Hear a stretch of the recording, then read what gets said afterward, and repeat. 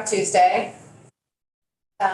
So we are going to spend a lot of time this week on S56. And then this afternoon, we're going to spend a minute on those marriage license fees again. And then later in the week, picking up S100 and a few other bills as they head over here. But most of the week is on S56. It is not in our possession yet, as folks might know. It is in the House Education Committee. But we're likely only going to have time to spend a short time in possession of it. So really, as I said last week, I'm saying it again, trying to get as much done as we can before it gets here. I know this is a very awkward and fairly annoying position to put Legislative Council and JFO in, so thank you for your grace working through it with us. And we're going to just start today. We're going to do a walkthrough of the bill. Katie's going to do the section by section first, so we have context. We're not going to ask questions about the section by section, and then we're going to walk through the actual bill as a way of getting our questions answered and figuring out what's going on here. And I think that's the... Any questions, thoughts? I still don't know about next Monday. I'm sorry. Okay. Katie, you have the floor. Thanks. Thank you. Katie McLean, Office of Legislative Counsel. I'll pull up the section by section summary. Here we go. You have it? Not yet. Here we go. Okay. So this is S56. There have been many different versions that have moved around the building this session. Some implement changes in pre-K, some study changes in pre-K, different levels of expansion of the child care financial assistance benefit. So this is the version that passed out of the Committee on Human Services. House Education is looking at it, and they may have some proposed changes. So this may not be the actual version that you are actually going to take possession of at some point. So first we have our legislative intent section. I haven't put a lot of any detail on that in the section by section, but we can look at it in the bill. Section 2, this is a pre-K education implementation committee and a plan. The version of this language that came over from the Senate was a big study looking at the implementation of having 4-year-olds in publicly funded pre-kindergarten full day. And there were about 3 or 4 pages of questions associated with that particular working group. This instead takes the same group of people who would have done the study and instead is asking them to come up with an implementation plan, asking what would this look like? What does it take to get us to 4-year-old full day publicly funded pre-K by July 1 of 2026. So this section establishes the committee, which is to assist AOE in improving and expanding pre-K education to children who are 4 years of age on a full day basis by July 1 of 26. And then the specific program that this committee would be looking at would require a school district to provide pre-K education to all children within the district in either a public school setting or by contract with private providers or both. So the idea is that the school district would be doing the contracting with the private providers. Are there any restrictions on geography or number? We're going to get into that when we Okay. start the bill. We're just getting big pictures on things.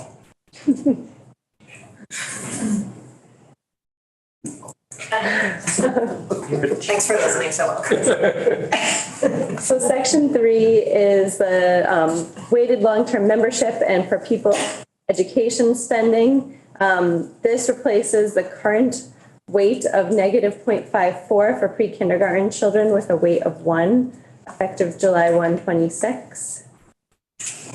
And then under the Agency of Education, a version of the bill that came over, I don't think it is the version that came over from the Senate. The bills as introduced, there were companion bills in both chambers, created a second deputy secretary within the Agency of Education who was to focus on early education, special education, and multi-tiered systems of supports. So this language does not create a new position. Instead, it's asking a plan to come back by November 1st, 2025. So AOE would submit the plan to the various policy committees to what it would look like to implement a second deputy secretary position or a commissioner position to focus on those topics within AOE. The idea being that there would be more attention and elevation of those particular topics within AOE and state government with additional leadership focused on those particular topics. And you'll see as we go through this section by section, there is sort of conforming or similar planning language around the Department for Children and Families. Next is we get into several sections pertaining to child care subsidies and child care. So first, we have language on the Child Care Financial Assistance Program. This language directs DCF to establish a CCFAP contribution by rule and authorizes the commissioner to adjust the subsidy and family contribution amount to account for increasing childcare costs, which would not exceed 1.5 times the most recent annual increase in the NAICS Code 611 for educational services. And then we get to sort of an important decision, which is how the program would be expanded under this particular proposal. So right now, family eligibility in the program is based on where families are in relation to federal poverty level. Currently, if you are up to and including 150% of FPL, you have no copay in the Child Care Financial Assistance Program.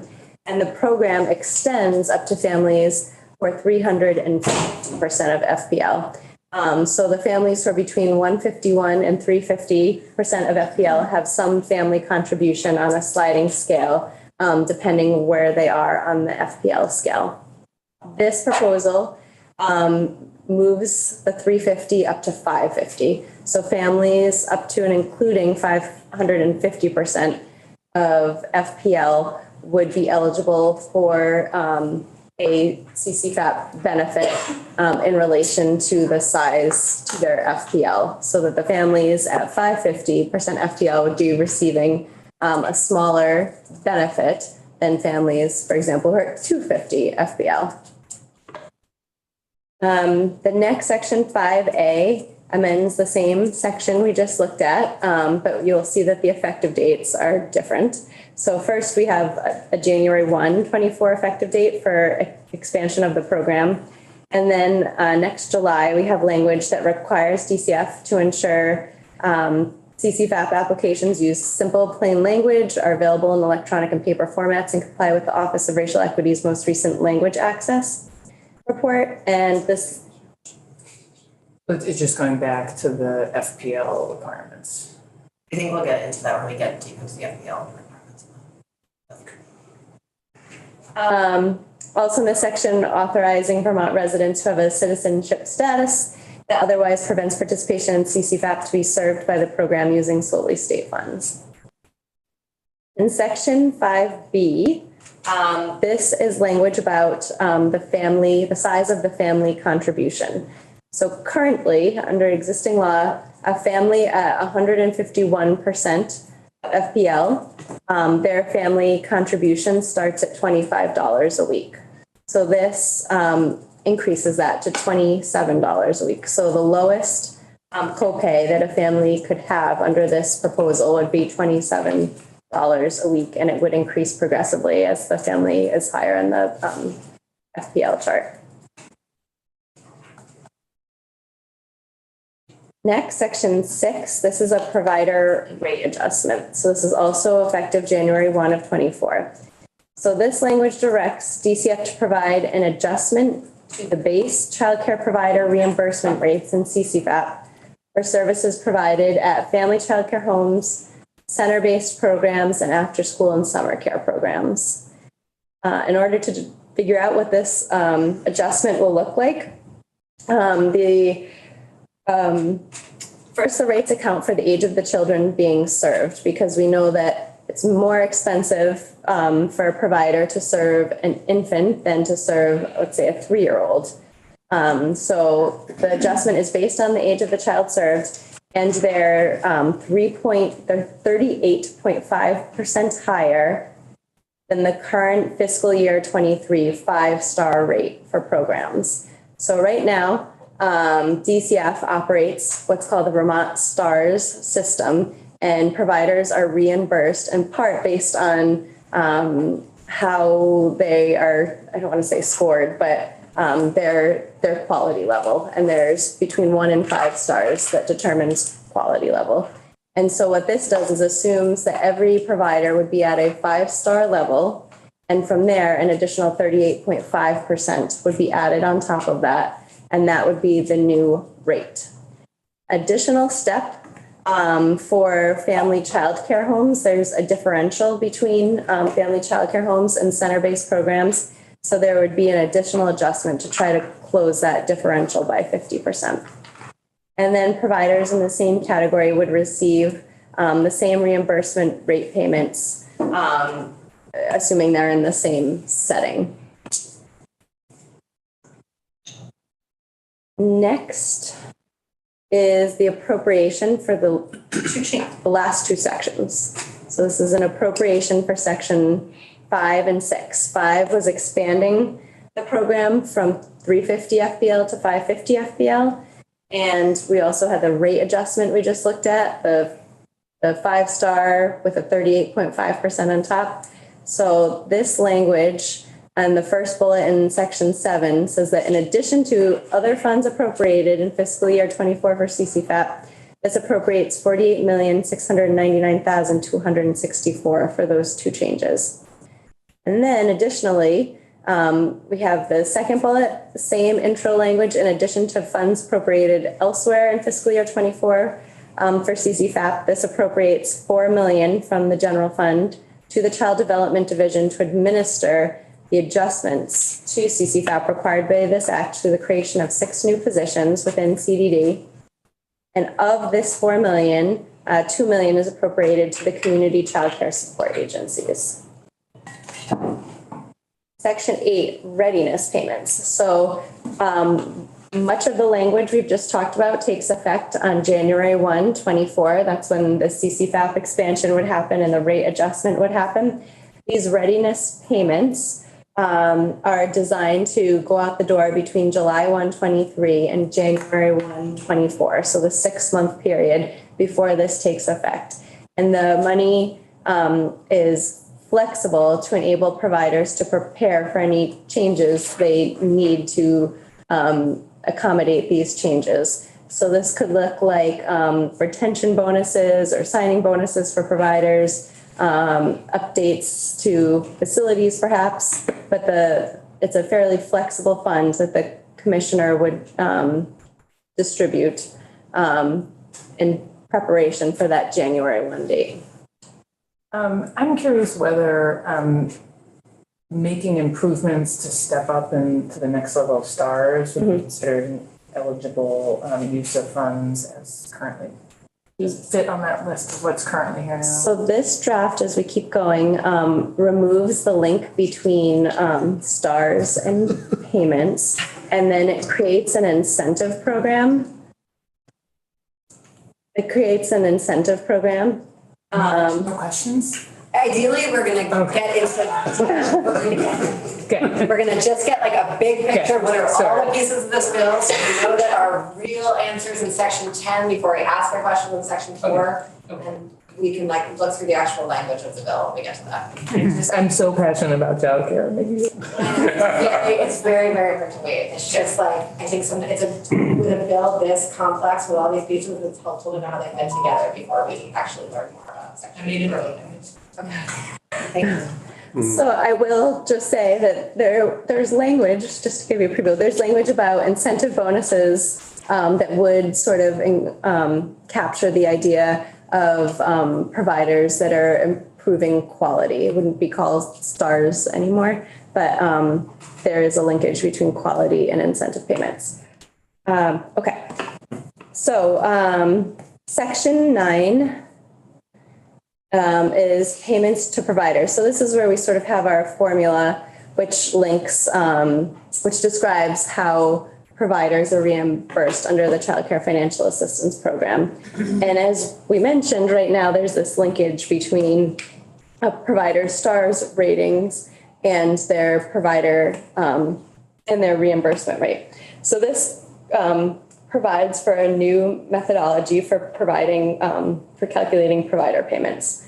So first, under our first bullet, this directs the commissioner to establish the payment schedule for providers participating in CCFAP that accounts for the age of the children served and requires all providers in the same setting category, meaning center-based, after-school, family child care home, to receive a reimbursement rate payment dependent upon whether the provider operates a family child care home, center-based, or after-school program. And then the language directs that the rate used to reimburse providers be increased over the previous year's rate annually in alignment with the most recent annual average wage growth for NAICS Code 611 education services, which would not exceed 5%. It requires that reimbursement payments be dependent on enrollment versus attendance. Right now, we have an attendance-based system, meaning that providers are reimbursed for the child actually being in the program. And this idea is that provider would be reimbursed for their enrollment in the program because they're still holding a space for the child, having staffing for the child, et cetera. So this directs DCF in consultation with the Office of Racial Equity and stakeholders to adopt rules defining what is meant by enrollment and the total number of allowable absences. And it also adopt rules that would minimize itemization of absence type categories. And then, as I said before, this proposal would decouple the link between the STARS program and provider payments. And then section 10, this is where we have our new incentive program language. So this incentive program wouldn't take effect for a year out, July 1, 24. And this requires the Commissioner of DCF to establish a quality and capacity incentive program for providers participating in CCFAP. It authorizes the Commissioner to provide an incentive payment to providers for the following: achieving a higher level in the quality rating and improvement system. So that's what we're using instead of STARS, increasing infant and toddler capacity, maintaining existing infant and toddler capacity, establishing capacity in regions of the state that are identified by the commissioner as underserved, providing non-standard hours of service, completing a commissioner-approved training on protective or family support services, and other quality or capacity specific criteria identified by the commissioner. In section 10A, we have intent language around this incentive program.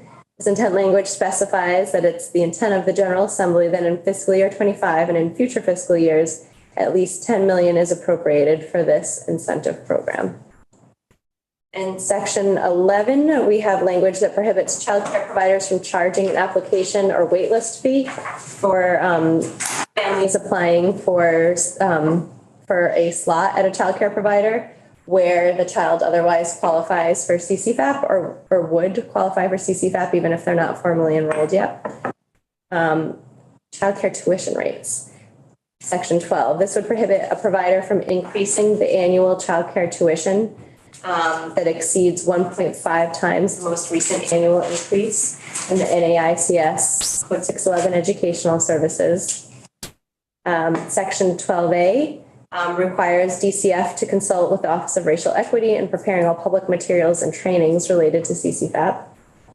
And then in section 13, we have a rulemaking section pertaining to child care directors. So this language requires DCF to amend the family child care home and center rules to require that a director be present at the home or the program at least 40% of the time. And then it would also require DCF to consider amending its rules that prohibit a person or entity registered or licensed to operate a family child care home from concurrently operating a center-based or preschool program or after-school or summer program. So right now, DCF rules say that if you're a family child care operator, then you can't concurrently operate a center-based program or an after-school program. So this asks DCF to consider making changes to that provision of their rule. Reports. So I'm guessing you've probably heard about this issue, but right now there's some regulatory overlap in terms of fingerprinting. And there has yet to be a solution that seems to work. So this is a report back, working with the Vermont Crime Information Center, AOE, DCF, to submit a report to the policy committees on how to streamline and improve the timeliness of background checks for childcare and early educators who have to essentially do two different background checks to meet their obligations under two sets of regulations.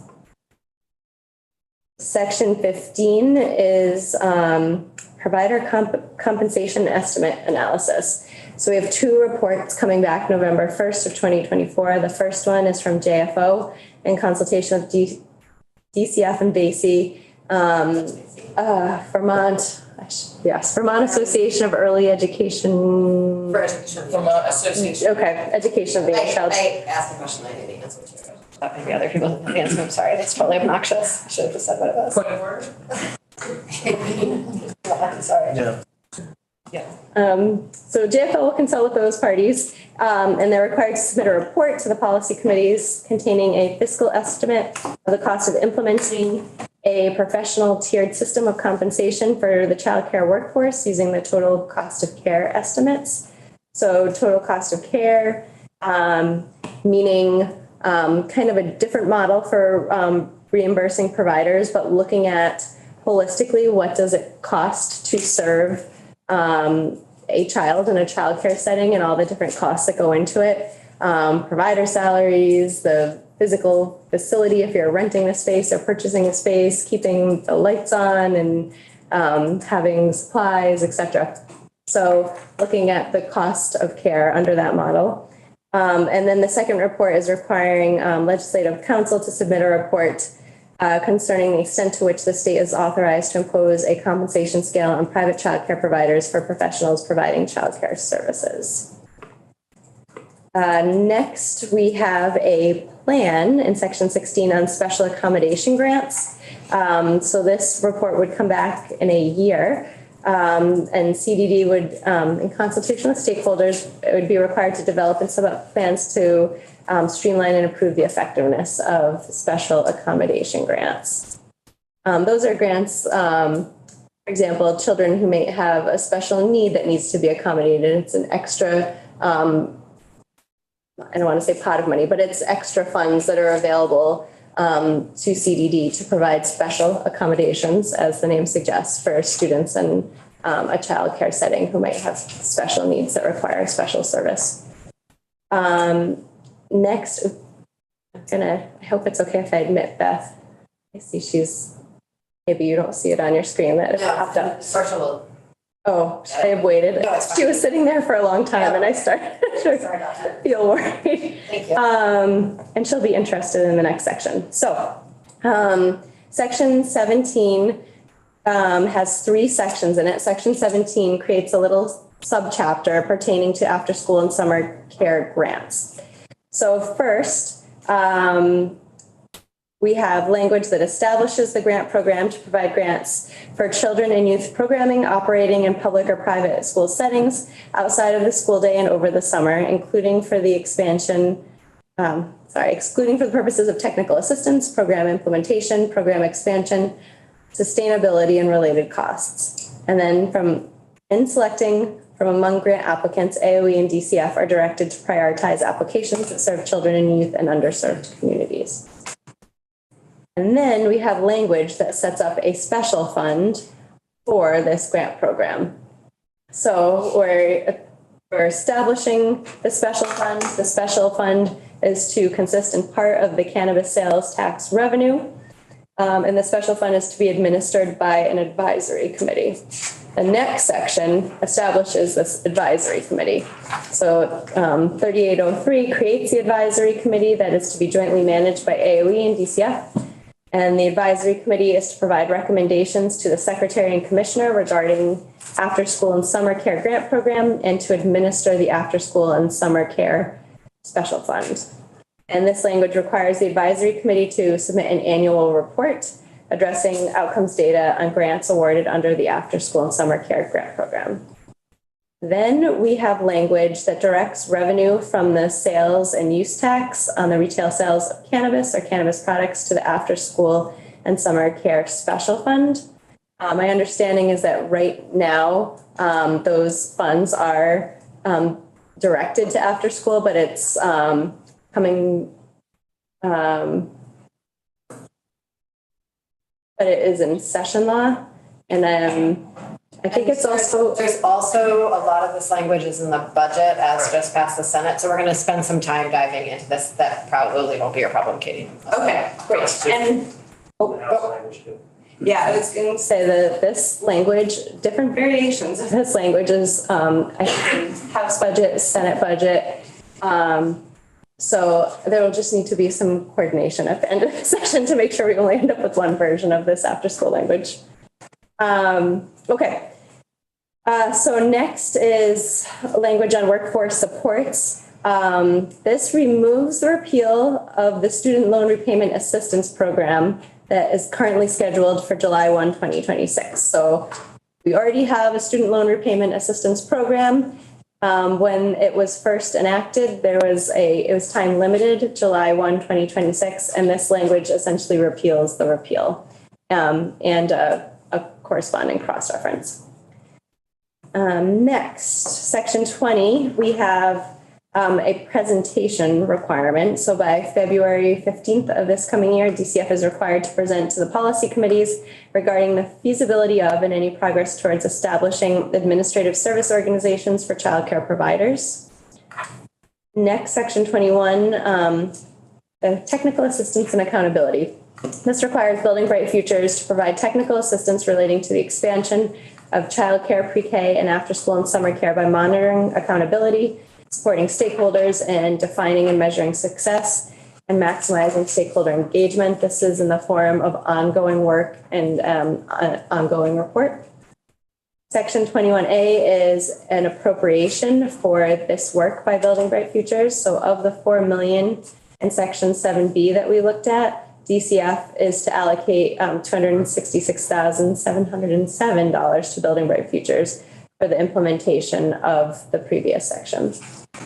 Section 2, this is a plan on the organization of the Department for Children and Families. When I started this review, we looked at the AOE language, creating a plan for perhaps having a new deputy secretary or commissioner, a new leadership position in charge of special ed, early education, multi-tiered systems of support.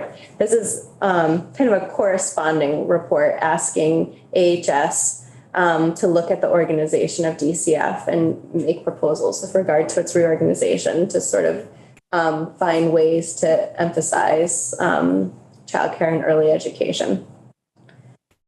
And then we have our effective dates. I tried to sort of flag them for you as we went along, but section 3, the weights, that's July 126. The child care financial assistance, what I'm thinking of as the expansion, so the 350 to 550, the rate adjustment, those pieces all take effect January 1, 2024. Has anyone made a timeline for the bill yet? I haven't made a timeline. Would you like a timeline? He's so happy. Okay. You bet. Because we want to make sure the right money is showing up at the right time. Okay, let me write myself a note. And then we have the language about the non-citizenship program, the making the applications for CCFAP more user-friendly, and the incentive program taking effect on July 1, 2024. So I will stop sharing and I'll pull up the actual document.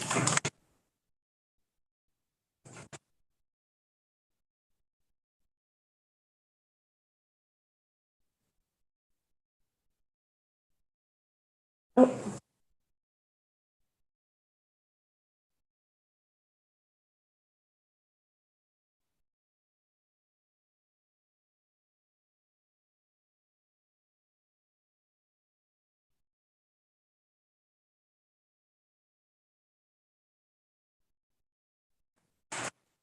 Okay.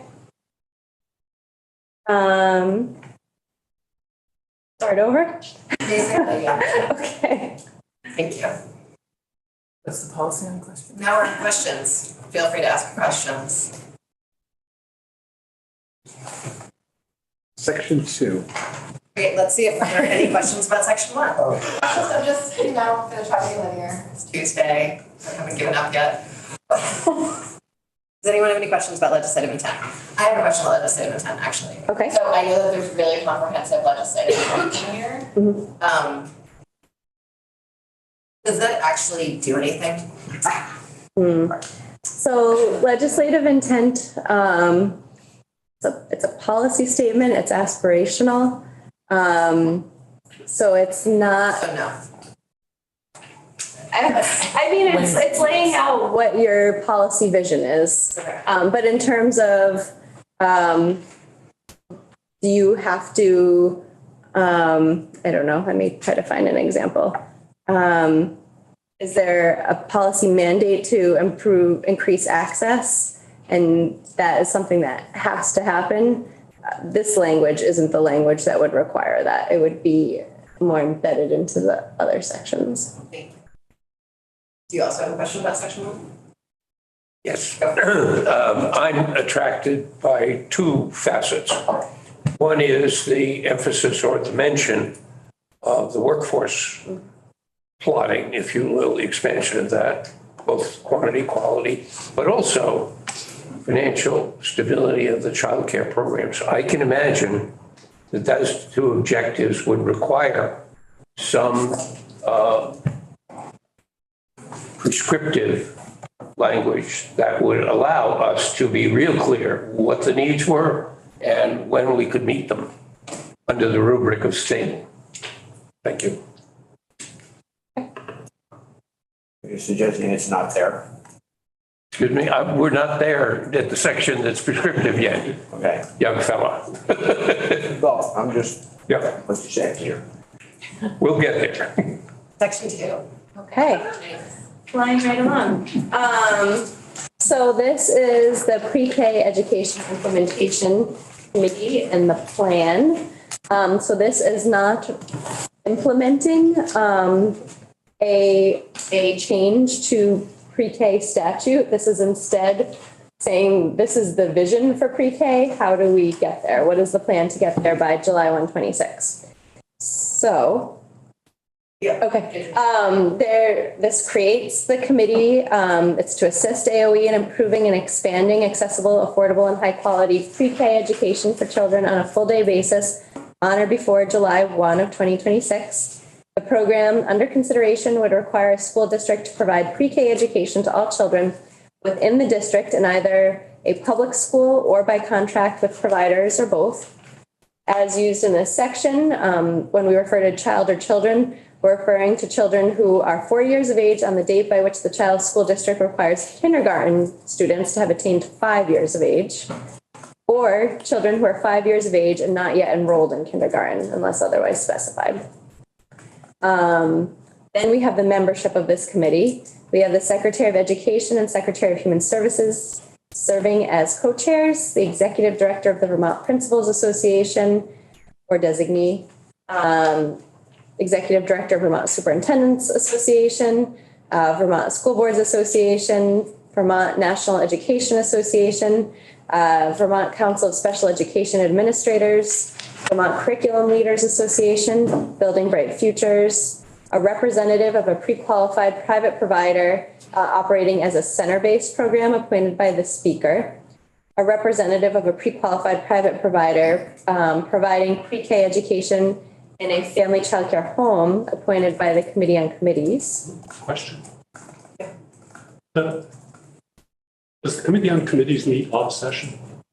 They do. Typically, if we have a legislative appointment, we split it so that the speaker does one and that the Committee on Committees does the other. So it's not uncommon that the Committee on Committees would be doing appointments for committees.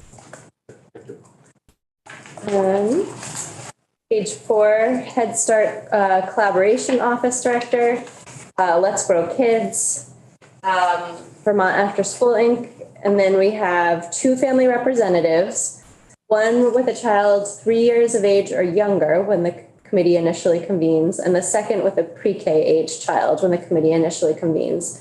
And those 2 parents are appointed by Building Bright Futures Council. How many people is that?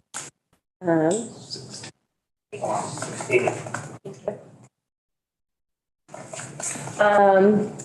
This committee is authorized to consult with any stakeholder necessary to accomplish the purpose of the section, including stakeholders with perspectives specific to diversity, equity, and inclusion. Then we have the powers and duties of the committee. The committee is to examine the delivery of pre-K education in Vermont and make recommendations to expand access for children through the public school system or private providers under contract with the school district or both. The committee shall examine and make recommendations on the changes necessary to provide pre-K education to all children by or through the public school system by July 1. You don't have to read it. Okay. One thing that is important, I want to flag for you, line 17 and 18, is that this removes the UPK 10-hour benefit for 3-year-olds when this shift would happen. Okay, I'll skip forward. They asked to, oh, sorry, you're gonna hear about the report, so. Okay. So we have assistance language, which I won't read. The report is by December 1st of 2024. The committee is to submit the report to various policy committees with its implementation plan based on the analysis conducted pursuant to subsection C. Is there anything explicitly in there about facilities and understanding of facility needs? No. I won't go through all the meetings and, I will have a question on the meetings. oh, okay. That's July 15th, 2023 is the first meeting. And they're supposed to get all 16 members by then? Yes, as drafted. And in the next line, when it says membership, does that mean there has to be 8 members present for there to be a quorum, or does it mean Well, membership at that particular meeting? so majority, we need 9. Okay. Yeah, so majority of the membership shall constitute a quorum, so they would need 9 members to take action and to meet. So in order to do anything first, they need 9 members. And theoretically, they would have the all appointed by July 15th. As drafted, yes. Okay. Yes. Does the earlier language as to the possibility that some school districts will incorporate 3 or 4-year-olds and other school districts will start at age 5, does that cause an unnecessary, if you will, delay in trying to figure out what the structure should look like and who's responsible and which money bucket does it come out of? I'm just troubled by a school can do it, they can contract, and I'm wondering how you would predict the needs of a system that's that fluid or that optional, I guess is the way to ask it. It's just many options for folks who are just before pre-K. Pre-K, I guess, is pretty set in the sense that it belongs to the schools. Not. Okay. Well, that's my issue, whether that ambiguity introduces a work for the committee that could be better put to getting the thing up and running by 2026. So the current system is the current pre-K system for 3 and 4-year-olds is currently jointly managed by AOE and by AHS, because some of the programs are private providers and some of the programs are in the school. So this is not implementing any changes to pre-K now, but it's saying there's a policy direction we're interested in going in, and this is what it looks like. Can you come up with a plan for us to get there? And that policy direction that this is headed towards, as drafted, would say that 4-year-old pre-K would be managed only by the Agency of Education, and that they could either provide 4-year-old pre-K within the school itself, or they could contract out for those services. And that 3-year-olds would no longer get any pre-K benefit. They would all be considered childcare Right. under AHS. Does that help? Yes, it does. Again, the age thing, rather than saying those youngsters eligible for pre-K go here. As you probably know, school districts differ in terms of when you're eligible. Is it 3.5? Is it 3 3/4? Is it 4? And I was thinking just of saying, if the school district defines somebody who's eligible for pre-K, that's the door you go in regardless of what age, instead of specifying the age in the statute. This would sort of, I don't want to say standardize it, but I mean, all 3-year-olds would sort of be treated the same and all 4-year-olds would have the same options across the state. So that's a policy question. Yeah. I have two things. So that was 3-year-old things. Are we going backwards? Yeah. I mean, I can't answer if you're going backwards. This is a policy question Can you for, tell me how it was arrived at, that decision? there was a conversation about what it would look like to, instead of only providing a benefit for 10 hours a week for 3 and 4-year-olds, to instead provide an opportunity for full day, fully funded pre-K for 4-year-olds in lieu of having a 10-hour program for 3 and 4-year-olds. How did that arise? The need for that? I'm thinking that question would be a better question directed to your colleagues in Human Services about what their policy rationale is for coming up with that. Okay, that's where this decision was made. It was in This is- both bills as introduced, the House and Senate companion bills both have this system. And there's been sort of broad acknowledgement that the 10 hours a week for the 3 and 4-year-olds is a slightly chaotic mess that doesn't serve families as well as it could, because it's only 10 hours, and so it creates transportation problems. And then we've taken all that testimony from Julia and Brad and a few other people about how that makes the costs be really different from district to district that we're all carrying in the ed fund. And so I think the idea of putting both 3 and 4-year-olds into full day public pre-K was like a step too far for the early childhood mixed delivery system. And so this was sort of the, I don't know if the compromise is the right thing to describe it, but seemed like the best strategic Clarity. and path. And we're certainly gonna spend more time talking about it, and that's this piece of the bill is the piece that the education committee is spending the most time on. Because they have jurisdiction over pre-K, but not over early childhood. That's helpful, Emily, thank you. My other thing was, building type features, where did they come from? How did they get invented and who's governing them? And They're a creation of statute, so they're in, they're authorized, their creation is authorized in Title 33. So where did they come? They came from the General Assembly. They're funded through legislative, they have an appropriation.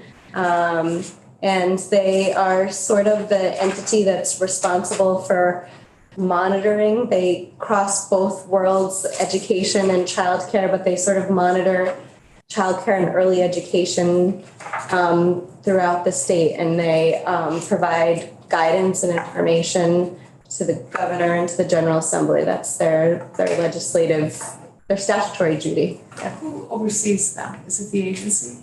I think they're independent. They have a word that has a, full disclosure, I worked there, so.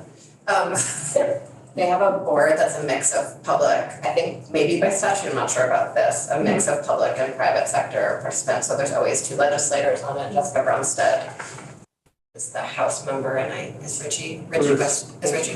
Ruth Hardy is the senator. And there's always a representative from AHS, a representative from AOE on it, and then folks from the sort of private provider mixed delivery system. And then they hire the director.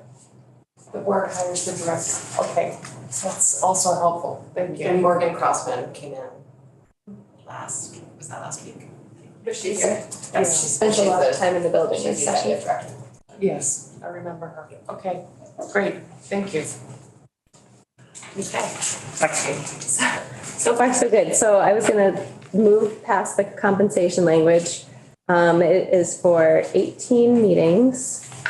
And we have an appropriation, both for the meetings and for 100,000 for AOE to retain a contractor to do this work under this section. Any unused portion of these appropriations revert back to the general fund on July 125. So that, And this is probably the section that the education committee is gonna mess with the most, so don't get too attached to it. okay. Next is section, Yes. So I got a few. So the way I read that at the beginning, Katie, that the school district, there's no restriction on no geographic restriction or on the school district contracting with a private provider, and there's no restriction on the number of private providers they may contract with, is that? correct. This language is Okay. very broad. Yeah. And I think the idea is that the plan maybe will provide some parameters or provide some recommendations on some of those points. But right now, the way this is drafted, the language is Okay. very broad and just sort of giving a policy direction. Okay, and as it's drafted right now, it also looks like a school district could not contract with another school district. Let's see, through the public school system or private providers under contract with the school district or both.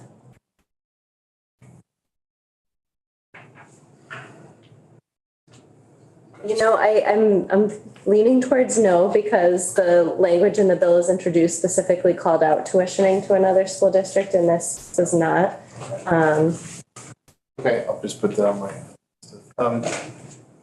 The way they're in the, either in one or two, are they envisioning like if, let's say a school district provides they're providing pre-K to their 4-year-olds in the school. They doing that 36 weeks a year, 52 weeks a year? What? So that is a question that has come up. This language says full day, but your question is what does full day, full year mean? Yeah. Yeah. So I suspect your colleagues downstairs are probably looking into that issue. Did they have that conversation about what that might mean for a private provider that's, I mean, do we have one group on a 36-week system and another group on a 52-week system? Okay, all right. And they are really looking to make a explicit definition for whatever a full day is. Okay. Anything else in this section? Just an observation for budgeting. I can't, this is where the prescriptive comes in for budgeting. You have to have some certainty about that across the providers, or how would you budget? Well, be in the contract, but yeah, you're right. Yeah, you know.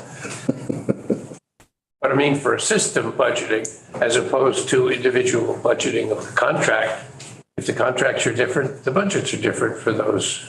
Well, and in this case, I think this is part of because the pre-K is part of the education system, the contracts are held by school districts with either private providers or perhaps other school districts, depending on what happens to the language. And so those school districts would be figuring that out and budgeting that through those contracts the same way they do with any of the other contracts that they hold with outside providers. And there's no urge, I mean, again, this goes into the policy downstairs of sort of saying, here's the bar for numbers of weeks or length of a day or. Yeah, that's what they're gonna Okay, they're gonna set it. They're gonna set that bar down. Okay, good. Okay. So section 3 is the weighted long-term membership for pupil education spending. And this language on line 4, we have a change where pre-K, the current weighting is negative 0.54. And in striking that, pre-K would have the same weight as K through 5, which is 1, I believe. Plus whatever weights would be applied to those particular students. So correct me if I'm wrong, I feel like when we dug into the weights a little bit before, we heard that we had like deliberately, when we made all those changes last year, we did not touch the pre-K weight because we hadn't done the sort of research and analysis on this, and so I guess that this feels to me like a slightly preemptive move. It was an explicit deference to the RAND study itself.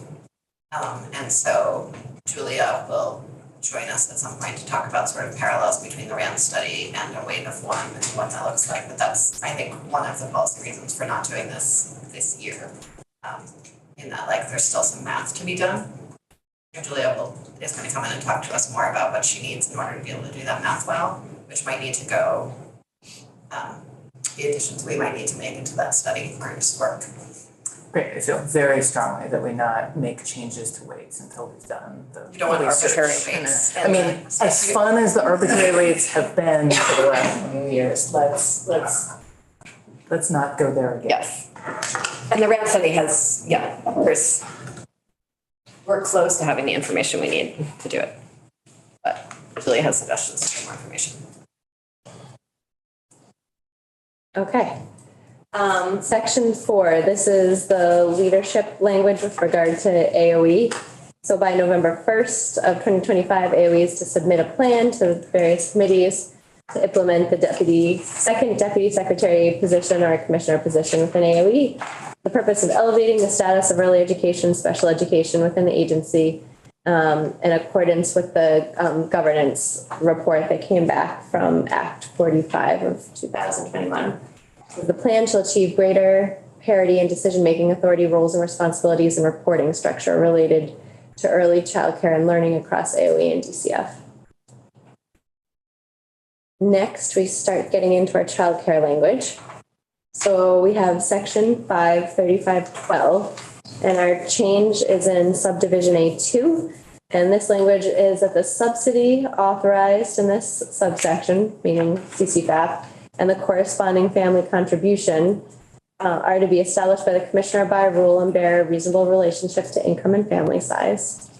The commissioner may adjust the subsidy and family contribution by rule to account for increasing childcare costs, not to exceed 1.5 times the most recent annual increase in the NAICS Code 611 for educational services. And then we get to our language about the expansion. And just like context for folks, when we had previous conversations about this bill, I think a lot of people have sort of fresh in their minds the venture capital investments and sort of what, people brought up questions about what happens when we put a bunch of more money into the system. How do we make sure that the folks who are benefiting from the system are protected from it? And this was sort of one of the very explicit things that the Human Services Committee to do for that, but there might be more that we want to do to continue to sort of protect those dollars and make sure they're going where we want them to go. Thank you. Maybe I'm not thinking of the right, but how can we give the commissioner the power to do that? And there's an appropriations piece in there. Like, does the commissioner do that and then the appropriation committees just swallow? Or, it just seems a little backwards. This hasn't been no appropriations yet.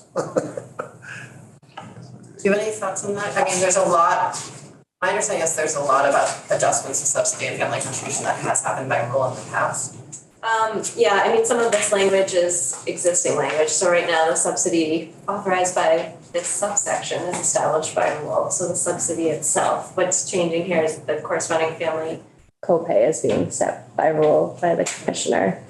But are you referring to like the, I'm referring to 13, 14, 15, and 16. Yeah. That, when it says the commissioner may adjust the subsidy, I'm reading that as the CCFAP. oh, no. So now I understand your question. So like the size of who is served, like which families are served? No, I'm reading that to, when it says the commissioner may adjust the subsidy, is that referring to the CCFAP payment to the centers? That is set by a formula in a different section, the reimbursement to providers. You'll see that in a different section, and there's a formula that establishes that. This is sort of saying like the scale as to, what does a family at 250% FPL, like what percentage, what part is state and what is the family benefit? And what happens at 350 and 450? That is set by rule. Okay. I thought I was referring to the CCFAP payment, so, okay. I mean, this is CCFAP, but this is like setting up the scale for who pays what at what level. And then there's language about the provider rate reimbursement that we'll look at that creates a new formula for how that is calculated. Okay. But is this saying that the commissioner can then adjust this formula themselves? An interesting question. Was that sort of your question, Scott? At least it's my question. Okay. I guess my question is, can the commissioner make a decision that is really, in the end, an appropriation decision? The commissioner could say, so in the next section or in a couple sections, we're saying the family child or the benefit for that families are going to pay, or sorry, their copay is going to start at $27. This would allow the commissioner to say, oh, it looks like the cost of childcare has gone up in order to pay for CCFAP within our budget. We have to increase the family copay to $30 at the lowest level and increase from there. So that would authorize that kind of change. You're wondering if the commissioner could say, our benefit is just going to be higher now. Yeah, whether it's the commissioner's judgment or is it a formula? I mean, if it's a formula that the General Assembly created, then we pay. That's easy. Nolan, would you like to jump in? Please, for the record, Nolan Lang, the Joint Fiscal Office. What I think this is saying is that as the child care costs go up, this gives the commissioner the authority to increase the copay as well, but caps it at how much it can go up, and it ties it to an inflation rate, which is educational NAIC code 611, which is one that we identified in other committees. They were using CPI, and JFO felt that CPI was not a good measure, and this was a better measure because it's tied specifically to education services. So this is giving the commissioner the authority to increase copays if they see fit, but caps it at how much they pay. And you'll see going forward what the copay scale would look like.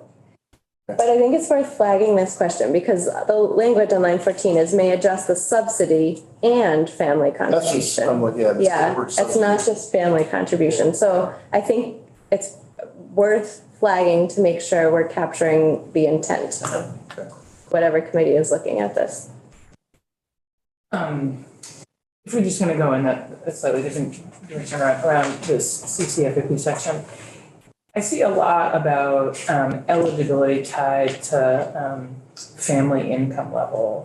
I guess I'm curious whether there's also eligibility requirements around whether parents are part-time or full-time employed as well, or is it just that if a family has an annual gross income of less than or equal to 150% of the current poverty guidelines, they're eligible for those standard weekly rates for weekly childcare. So that's not broken out in statute. I'd have to take a look in the rules to see what if there's a breakout in rule, but I can tell you it's not in statute, but I can't tell you off the top of my head what might be wrong. So I guess I clearly don't know enough about the rulemaking process, but if the guidelines are just around income eligibility, is there authority to set additional eligibility requirements if all we're mentioning in statute is income eligibility requirements? Potentially, I'd have to look into it. So you want to check the rules for income eligibility. It's really important to remind myself often that we don't have any of these rules. If you're 5 and above, we provide public education to all kids, regardless of how much their parents earn or how many hours they work or not. In fact, you're obligated to go to school once you're 5 or 6, 7, 8 or 9. You're actually not obligated to go to school when you're 5. Okay, right, so through 6, so that's why I kept going. I was like, well, actually, yeah, I'm not sure about that one, so I'll just do my 10 minutes. CCFAP, that's for, the household has to be seeking employment or employed, and there's those qualifications, so it's not just income, is it? So there's language in our statute, and this language is reflective of federal law that the purpose of CCFAP is, to provide childcare services in order to obtain employment, retain employment, or obtain training leading to employment.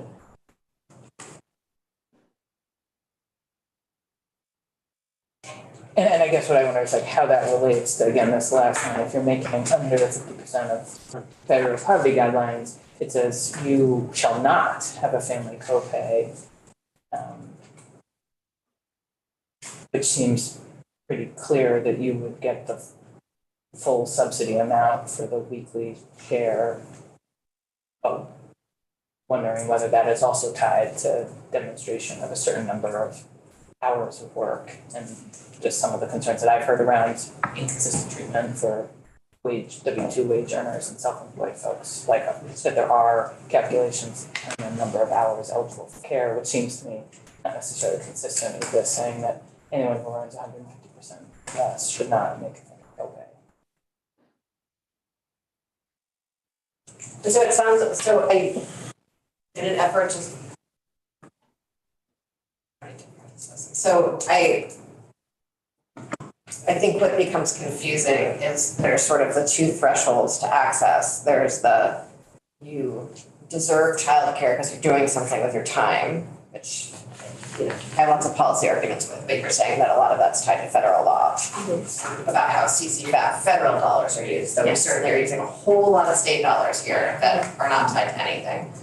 And then there's this sort of second category of being means tested for that once you've crossed through that first gateway of deserving care. That would then means test that care. And in means testing that care, there's various ways that those means are tested, and they sometimes are easier for folks than others depending on their financial sort of status. Yes, okay.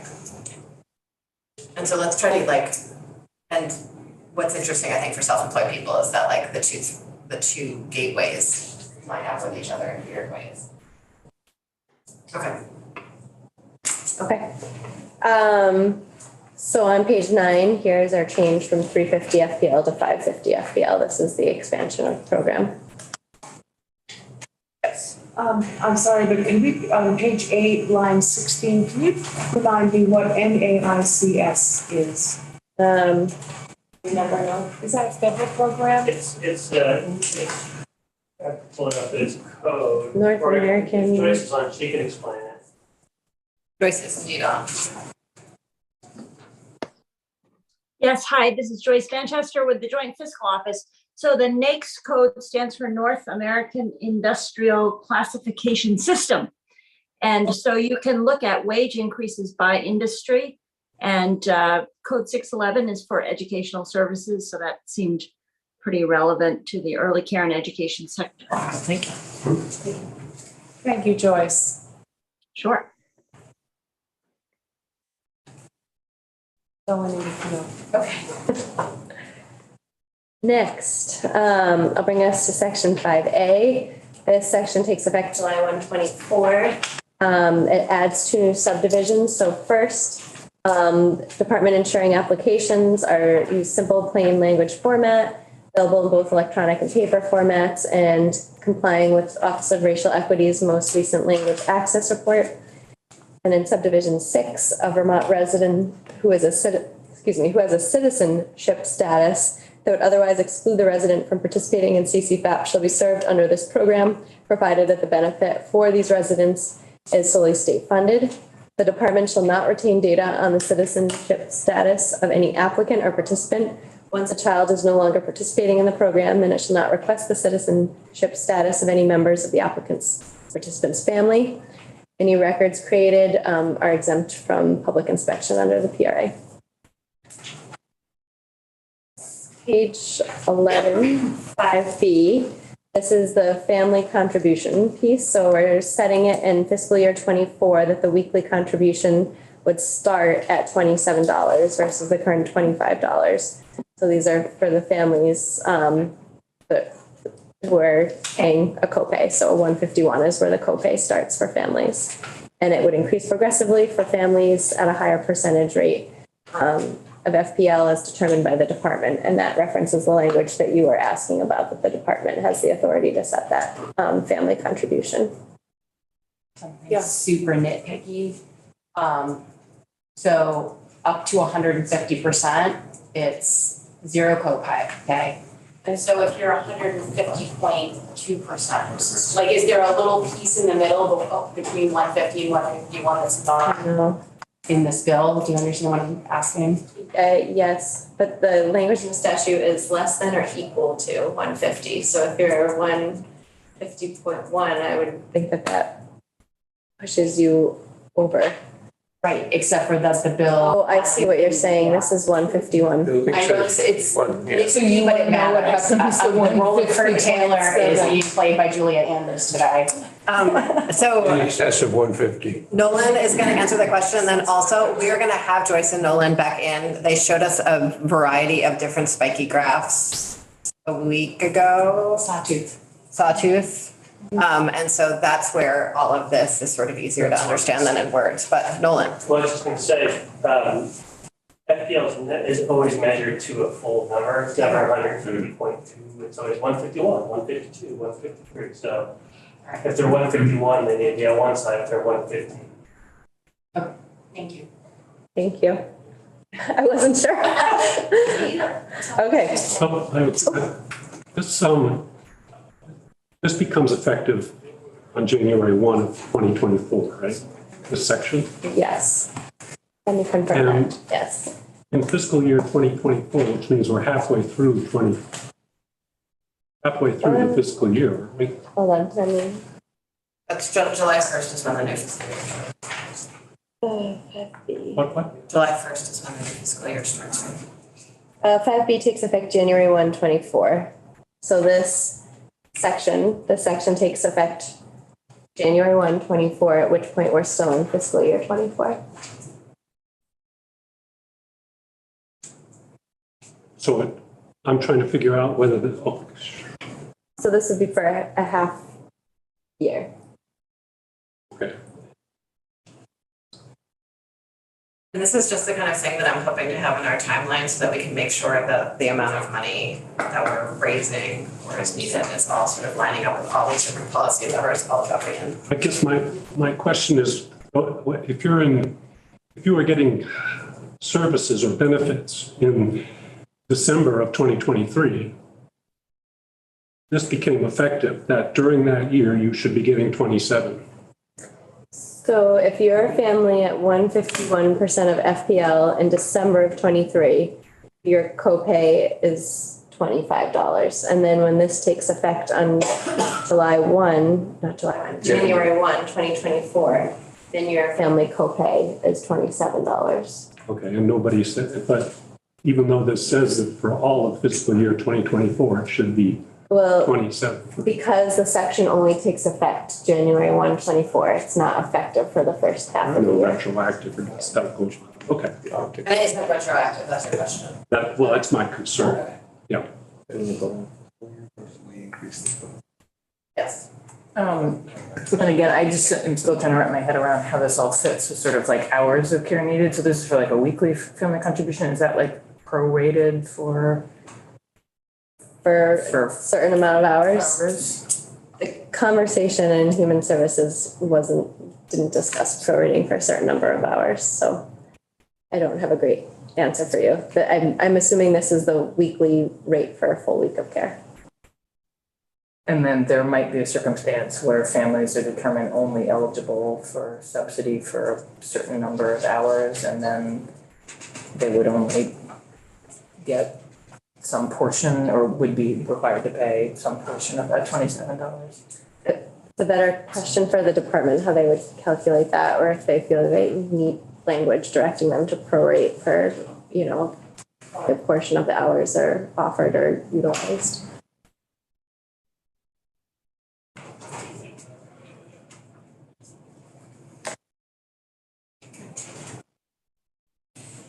Okay.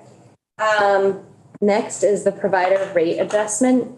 So this sort of is language that moves us from where the provider rates are now and moving the provider rates up.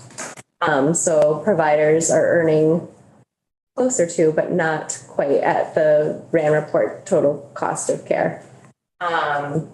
So first we have intent language, the intent of the General Assembly that the provider rate adjustment established here is to be utilized to begin implementing the recommendations for professional pay scale that are examined in section 15. And then in subdivision B1, on January 1st of 2024, DCF is to provide an adjustment to the base childcare reimbursement rates in CCFAP for childcare services provided by center-based and preschool programs, family childcare homes, and after-school and summer care programs.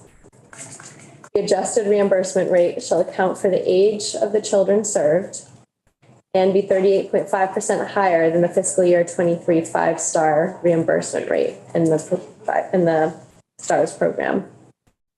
The adjusted reimbursement rate shall then be adjusted to account for the differential between family childcare homes and center-based programs by 50%.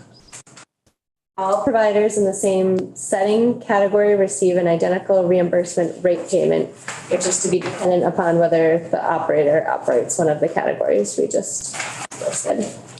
And this is the other, so like the two big levers in this bill that are the reason that we are gonna spend so much time with it, because we're gonna have to raise revenue for it, is this section and the last section that changed. The family eligibility, so. And the sort of theory behind all of this that we heard testimony about before, but it was last week, which feels like 5 years ago to me, so maybe it feels like 5 years ago to you, is that in addition to just like the dignity and incredible qualifications that are needed to be in this field, working this job, it's also that we're not gonna fix our supply problem unless we pay real wages for people doing the work. So both people who have high qualifications deserve to be paid for it, and also if we're going to increase the supply of care, we need to make sure that people's needs are getting met while they're doing that care. Yeah, I need to back up a little bit, back to little A.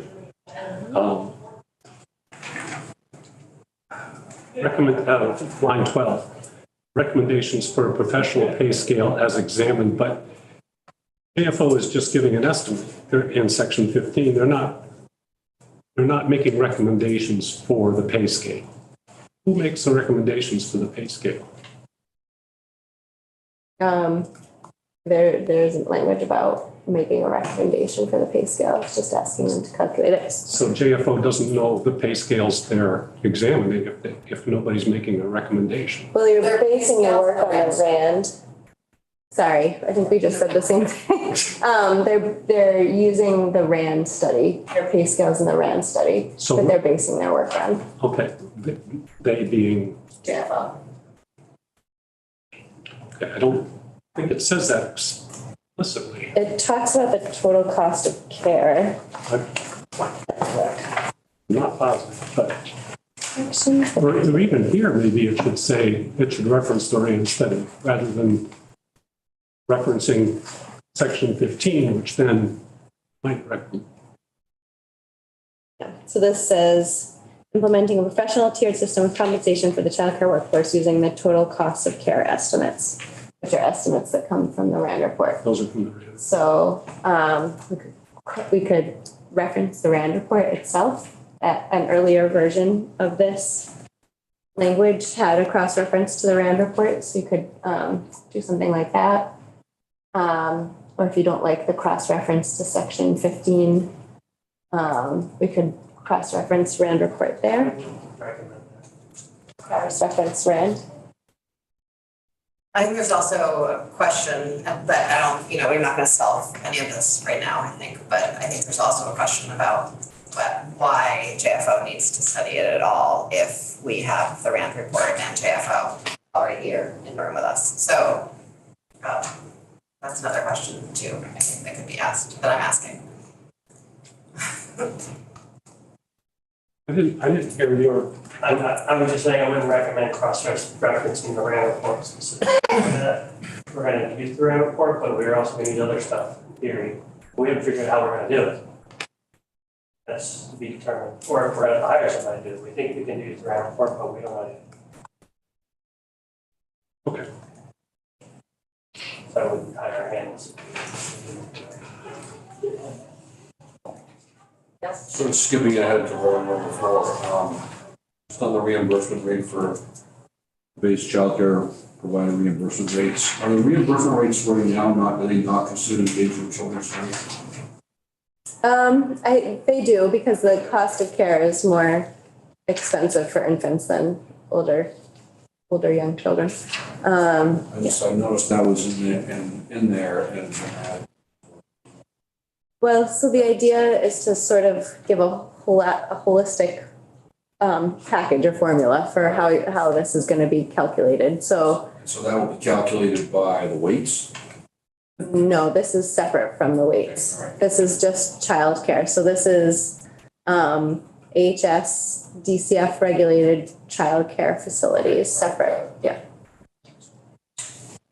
I just want to say, I really appreciate the acknowledgement in this draft around the challenges our home-based childcare centers have been operating under, and to see the increased rate increase for them. I think as we saw on the sort of map, those are often particularly important to our rural communities and have really been struggling. I appreciate the acknowledgement of that and the effort to try to ensure that we can maintain our multiple delivery system. That's a different thing. What is it? Yeah.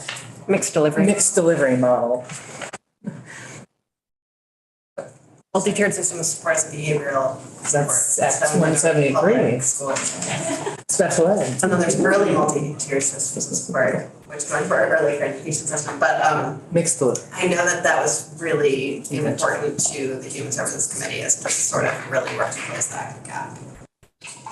Just, could you go ahead a little bit back to the top of the next page, to 50%? By 50%, it's not a cap, it's not a floor, it's just 50%. Right now, there's sort of a gap between how the center-based programs, their reimbursement and the family childcare. And so this is an effort to move them closer together by 50%. Okay, I got that. Fixed percentages have a way of biting you later on. That's the only reason instead of not more than or less than or something would give some wiggle room. Okay, and then this is session law. So this language in subdivision 2 says that the provider rate adjustment established shall become part of the base in future fiscal years. So this is sort of creating a new base for providers. Section 7, subsection A is the appropriation for the last two sections. Section 5 and 6. So this is where, in addition to other money appropriated for CCFAP, in fiscal year 24, we have the 48+ million appropriated for the eligibility expansion. That's the 350 to 550, and the provider rate adjustment that we just looked at. Question on that, number 2 there on line 7. No. Page 13. We're on page 12. Okay, too soon. Okay. And then in subsection B, we have another appropriation in addition to other funds appropriated, 4 million to the division to administer CCFAP. The administer adjustments to CCFAP required by this act through the authorization of the following 6 new permanent positions. There's our list of the new positions. And then language that says at least 2 million of this is going to the community childcare support agencies. And we know that we also have the 266,000 to Building Bright Futures is coming out of this pot of money, that's 4 million for their ongoing work monitoring the system. This is where my question was. Is that 2 million coming out of the 4 or the 48? The 4. Because it just says this section. Does that mean division the subsection? Yeah, so the subsection is B, and that's 4 million. Okay.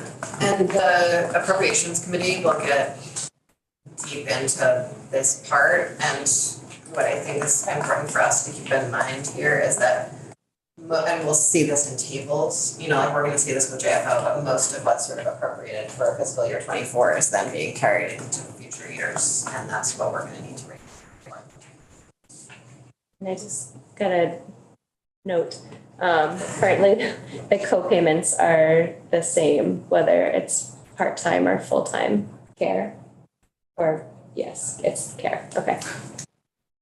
Yeah, so Your question is- I have like so many concerns about how this is playing out that as we talked about, really want to investigate. My biggest concern is I've heard both from my center and from a number of individual families that it is incredibly challenging for self-employed folks, that even if your family, AGI would make you become eligible, there's a calculation that's done taking the self-employed individual's net income and using minimum wage to calculate the number of hours that care is determined for, which may or may not align with sort of what your overall family AGI would make you eligible for. And may not align with the actual number of hours that individual needs to work to maintain their self-employment. And so I've heard from a number of folks that they've gone through the whole process, which can be very difficult, especially at a time in your life when you're having new children, and maybe the work that you did last year is different than the work you imagine you might have in the coming year now that you have more children in your life. It's both intensive from a kind of paperwork process, but also I heard from a number of folks that the sort of number of hours of care that they get the subsidy for don't match what their needs are, and they're left either paying out of pocket for those additional hours. I was talking this morning, paying the equivalent of UVM in-state tuition for their child, even though their sort of family AGI would qualify for them subsidy. So really, trying to understand, what seems like pretty clear in statute, that if you meet certain income eligibilities, you're eligible for that weekly subsidy, but that maybe there's something about how that's playing out in rules that is, and there are even sort of weird extremes where if you're a self-employed person shows a net loss, because maybe you bought an excavator that year, and your, net income is negative for that year, even if your family combined adjusted gross income makes you eligible for CCFAP because one person showed a net loss, and you do that calculation of divided by minimum wage, there are no hours of care that you're eligible for, even if you worked full-time for that year, because I guess technically, since you bought the excavator, you made no money, you shouldn't have gone to work, and you should just use your kids. In a community where many of my constituents are self-employed, and confirmed by my center that many of their families have and I think it's just a sort of misalignment with the intent and how the program plays out, and hoping that as we do this work, we can solve it so that as we significantly increase support to make sure everyone has access to childcare, that we're doing it in a way that's easy and really works for folks who are W-2 wage earners employed at a company and also Should, So Jim was next, and before Jim jumps in, I think there's an interesting construct to it, this all that JFO will get into a little bit more, but the fact that your copay is about your ability to pay, not about how much care you get, regardless of how many kids you have, regardless of how many hours you're eligible for. That sort of basic construct that your copay is about your family's ability to pay, and that doesn't change regarding the other circumstances. It sort of is an interesting construct, and then there's sort of that separate construct of how much care does someone need and or get. Jim? Well, more it's a question for Catherine, and I don't know if there's an answer consecutive, but so what's the remedy? Katie is gonna help us figure that out with TCF. In the next 2 days. In the next 2 days. I mean, I'm impressed. But, okay. I think, like, when a self-employed individual is looked at by a bank for lending, you typically can back out depreciation expense to figure out what your actual kind of income is. Because if I depreciate an excavator fully in 1 year, I'll show a big loss. But in reality, it's just a big depreciation hit. Yeah, and I think maybe the other sort of more common, less extreme example is like the yoga instructor who has a small child who, because they have a small child that they haven't been able to find, full day care for, can only offer a certain number of classes. And so their income is pretty modest because they haven't had access to childcare. And then if their previous year's income or expected income is used to calculate the number of hours they need care for, you're stuck in this cycle. You don't get childcare subsidized, so you can't work many hours, and because you're not working many hours, you don't have much income, so you don't qualify for more hours. And I think our intent is if people want to be able to access employment and want to create, access to early learning for kids, maybe a sort of formula that takes net income and divides it by minimum wage isn't always the best case to determine how many hours of care a family should have access to. And again, seems not necessarily consistent with statute that says if you earn this amount as a family, you are eligible for care without subsidy or at this set weekly rate. Back to you. Okay. Yes. I can imagine a matrix of check the box. I can work 20 hours if I have childcare, or if I have this, and this, instead of trying to create a statutory formula. You make an application based on what you can do if you have 35 hours a week of childcare. And of course, there's an auditing requirement because people will game it, but so there's an auditing requirement. So those are the things I think we'll try to figure out. Okay, so section 8 is the readiness payment. If you remember, this is the money that's kind of going out the door between my symbol for half year. So July 2023 to January 2024. So we have 18 million is appropriated for that time period for the purpose of providing payments to childcare providers, delivering childcare services in preparation for the CCFAP eligibility expansion and provider rate adjustment. And the payments may be used for the following: increasing capacity for infants and toddlers, expanding the number of family childcare homes, improving childcare facilities, preparing private pre-qualified providers for future changes in the pre-K system, expanding hours of operation to provide full day, full week childcare services, increasing workforce capacity, including signing and retention bonuses, and any other uses approved by the commissioner. But is that 18 million available for how long? So this is session law, so it's only good for a year. And I think doesn't sunset. I think the idea is for it to go out the door for 6 months, but if there's not, I think if it's not all spent, they'll continue to spend it. They have the whole fiscal year. Okay. I know it's one time, but I mean, the idea is that it's useless for the first 6 months before the benefit, but I don't think there's anything stopping them. They don't spend it by January 1 for continuing to spend it. And no requirements that it be obligated by a certain time or anything like that. There is not that language here, yeah. I'm going to ask Nolan a question about that question. I know that we did that a lot with ARPA money because we were federally required to. Do we do that with other? There have been times where we say if money's not spent by a certain amount of time, it gets reverted back to the general fund. You have that language for other funds in this bill, but there's no language in this bill that would do that for this. Johnson's and then Beck.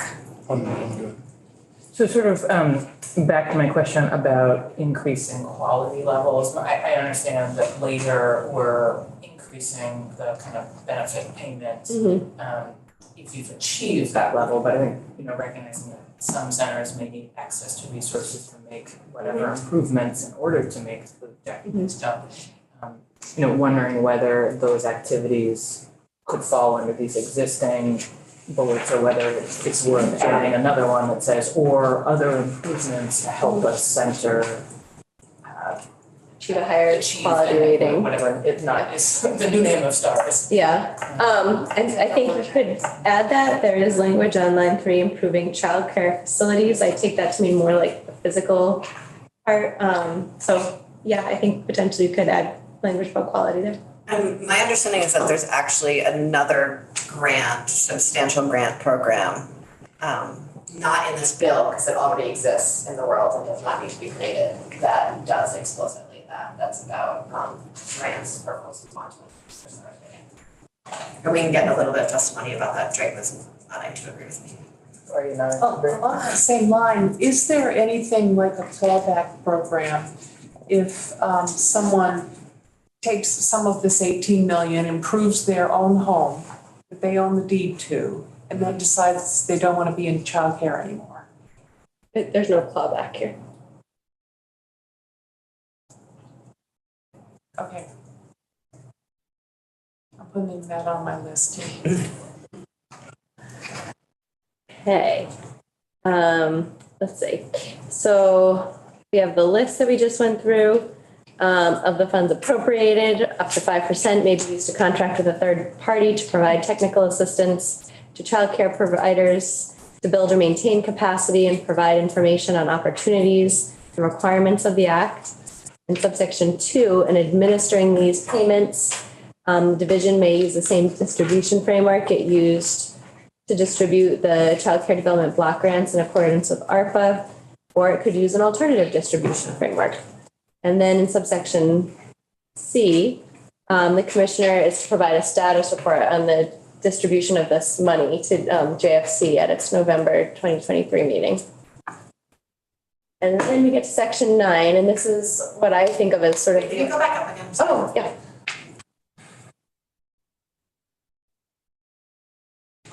Is the Joint Fiscal Committee given any authority whatsoever to do anything at its November meeting once it receives that status report? Not under this language, no. Okay. So section 9 is sort of the piece that I think of as I don't know what the right word is, retooling the formula for how providers to payments are calculated. So we have existing language that the commissioners to establish a payment schedule for the purpose of reimbursing providers for full or part-time childcare services rendered to families who participate in CCFAP. And then new language, the payment schedule shall account for the age of the children served, and all providers in the same childcare setting category shall receive a reimbursement rate payment, which shall be dependent on whether the provider operates a center, family childcare home, or after-school program. The rate used to reimburse providers shall be increased over the previous year's rate annually in alignment with the most recent annual average growth, wage growth under the NAICS code, not to exceed 5%. Page 16, payments shall be based on enrollment. And then we have the language that the department in consultation with the Office of Racial Equity and stakeholders is to adopt rules defining enrollment, total number of allowable absences to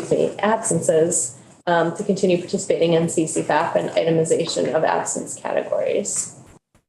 Subsection B is going to be unchanged in this section. And then subsection C is our language about sort of the existing formula, and this language is being struck out. So this is language about providing reimbursement on the market rate survey and the link of rates being tied to the Vermont STARS program. That language is all removed in this subsection C. Question. I noticed a lot of, or several times in this, it says and stakeholders. But stakeholders is kind of vague, or is that something that everybody knows when they say stakeholders, the particular ones that this refers to? I think it was a specific choice that the policy committee made to be flexible and to allow, parties that the lead identified entity obligated to do a particular responsibility that they could sort of draw from the folks that seemed appropriate to weigh in. So yes, it is vague. I would say probably intentionally so.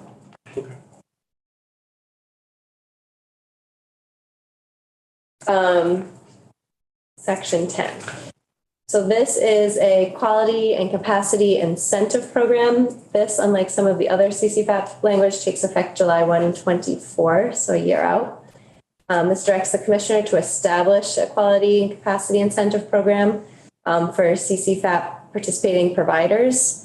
Annually, consistent with funds appropriated for this purpose, the commissioner may provide a childcare provider with an incentive payment for the following achievements. First, achieving a higher level in the quality rating and improvement system, including increasing access to the provision of culturally competent care, multilingual programming, and providing other family support services similar to those provided in approved Head Start programs, increasing infant and toddler capacity, maintaining existing infant and toddler capacity. Quick question, infant and toddler is known, right? Yeah. Everybody knows what a toddler is. That's defined in rules, the ages for those populations. Okay. Establishing capacity in regions of the state that are identified by the commissioner as underserved, providing non-standard hours of childcare services, completing a commissioner-approved training on protective or family support services, and other quality or capacity-specific criteria identified by the commissioner. The commissioner shall maintain a current incentive payment schedule on the department's website. And then we have the legislative intent language that says it's the intent of the General Assembly that in fiscal year 25 and in future fiscal years that at least 10 million is appropriated for this purpose. So again, aspirational, not a requirement. Section 11, should I speed up or is this a good pace? I know. I think this seems to be working for people. Yeah. Okay, and I might. Then you're coming back tomorrow. Oh, okay. That didn't sound like enthusiasm. No, I just can't keep my schedule straight. It looks like a checkerboard where I'm supposed to be one. You probably know better than I do at this point. I mean, you're not. Okay. We'll figure that out. I am supposed to be in another committee at 3. Okay. But maybe, Saoirse, are you there? I'm wondering if maybe you could. Yes, I'm here.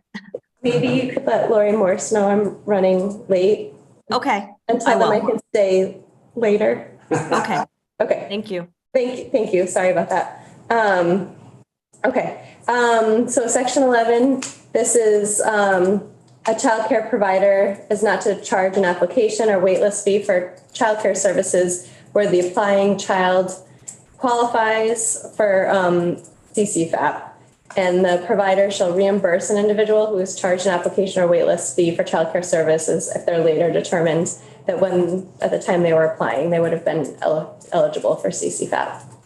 Line 7, this is a writing manual question. Use the word where instead of when. Is that the way to do it?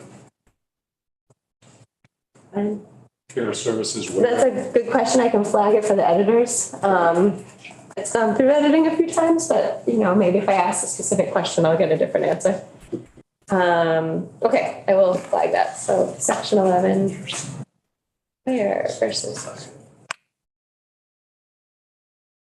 So section 12, childcare tuition rates. So, Representative. I think I have a question.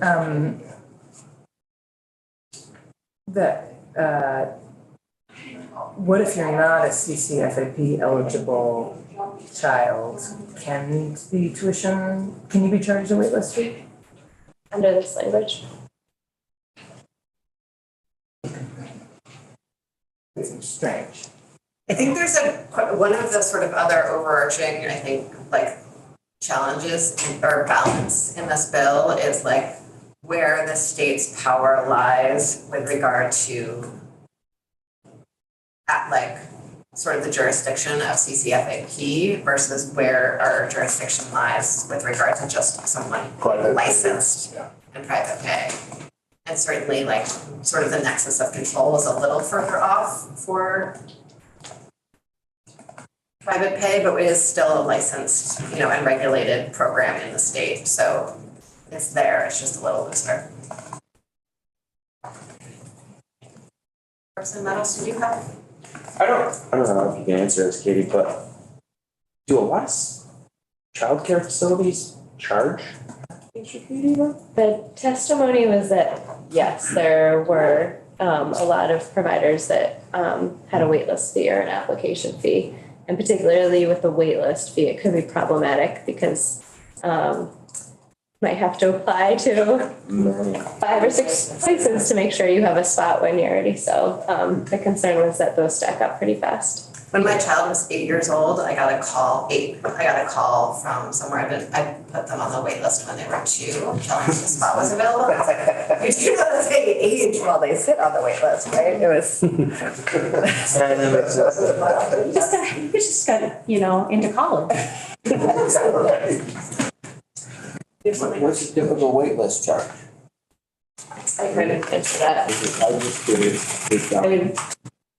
I don't know. On the one hand, I can understand why, on the other hand, it seems largely like criminal. We will get you an answer to that question. I mean, the answer right now. So childcare tuition rates. A provider shall not impose an increase on annual childcare tuition that exceeds 1.5 times the most recent annual increase in the NAICS Educational Services Code. And the amount shall be posted on the department's website annually. Then we have a new section on diversity, equity, and inclusion. The department shall consult with the Office of Racial Equity in preparing all public materials and trainings related to CCFAP. Next is a rulemaking section. DCF is to amend the following rules to require that a childcare director is present at the childcare facility, that the director operates at least 40% of the time that the children are present. I've already flagged this one as a section that needs an amendment, so I have to update one of the rules that's referenced here. So this section will be. What is the current rule that changing around director presence? I caught the tail end of this conversation. I think it's more than 40 now. So the department is reducing the number of hours that they have to be present, but I can't tell you. And then we have language about considering amending its role, prohibiting the person who operates a family childcare home from operating a center-based or after-school program concurrently. Reports, this is the background check report. So by January of this year, Vermont Crime Information Center, in collaboration with AOE and DCF, to submit a report providing a recommendation to streamline and improve the timeliness of the background check process for childcare and early education providers who are required to complete 2 separate background checks. I just want to say, I hope we come up with a really good answer there for my center. That the EPK teacher that they just hired had to wait 5 months to get the background check completed.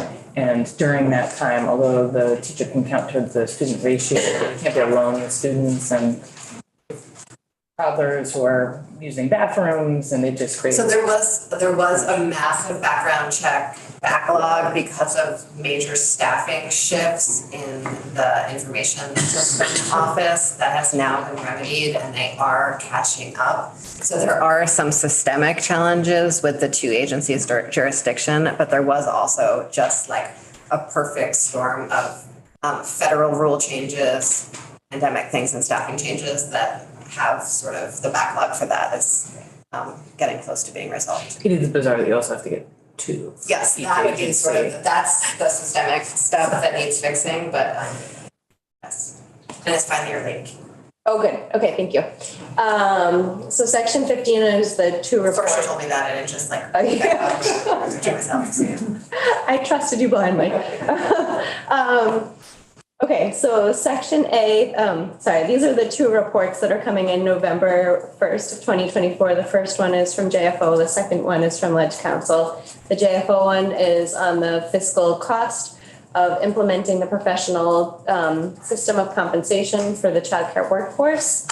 The second is coming from Ledge Council on the extent to which the state is authorized to impose compensation scale on private childcare providers for professionals providing childcare services. Why is it that Ledge Council doesn't already know that? Well, I think it's interesting. Well, why does it take until November of 2024? So Damian Leonard, it would be Damian that would write the report, and he testified. He's coming in tomorrow too. Yeah. I want him to speak for himself tomorrow. Great, yeah, so he testified on the topic in Human Services, and he can provide more background. I think he has an answer and could provide you That's fine.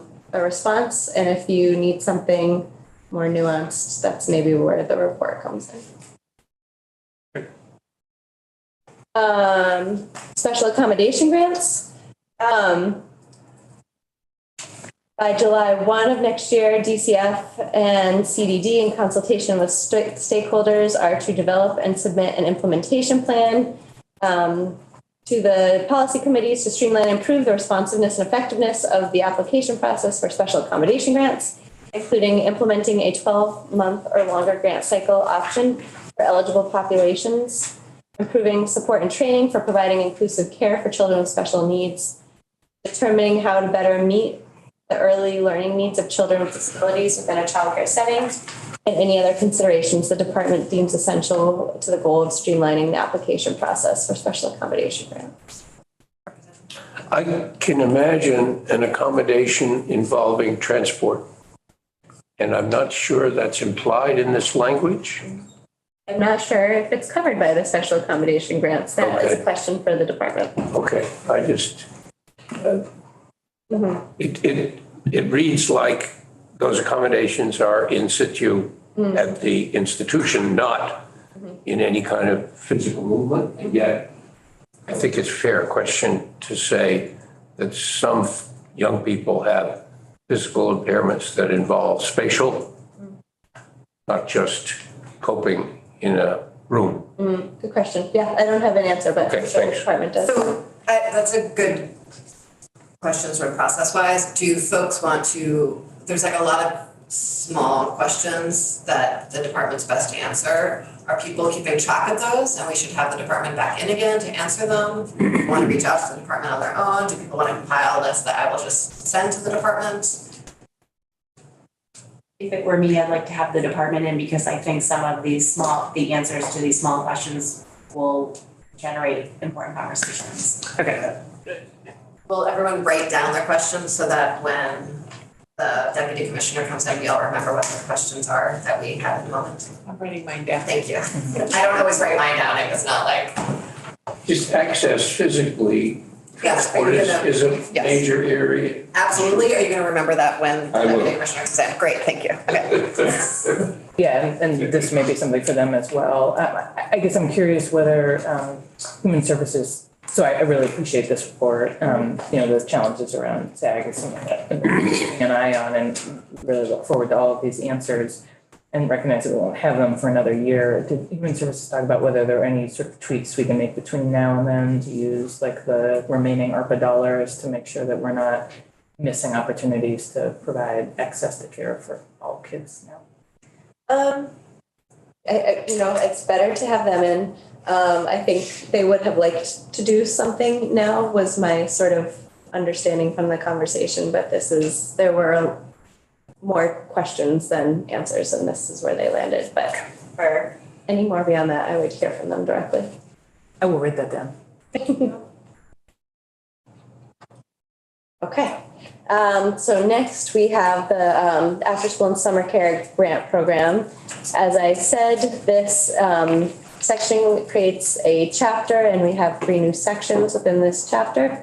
So first, we have the creation of the grant program for the purpose of providing grants for child and youth programming operated in public and private settings outside of the school day over the summer, including before school, teacher and service days, school vacation weeks. The grants may be used by an after-school and summer care operator for technical assistance, program implementation, program expansion, program sustainability, and related costs. And then selecting from among the eligible applicants, AOE and DCF are to prioritize applications that serve children and youth in underserved communities.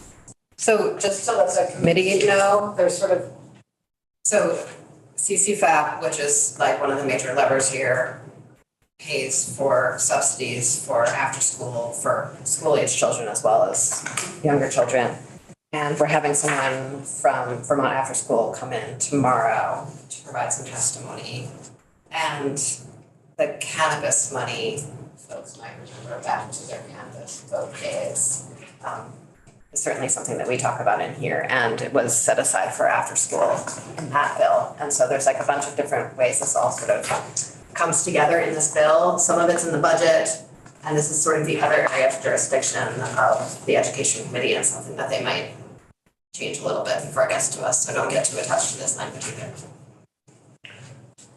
Here's where I'm reminded of the tussle over standardizing calendars. And if you're going to fill gaps in vacations and you live in one district and your kids are in another, this seems kind of difficult. If the calendars of school systems are not synced, and they aren't. I will continue to pray every night that the education committee set out, because I think it even, I think this building is like the nexus of all of those school break challenges with all of us having our kids on break.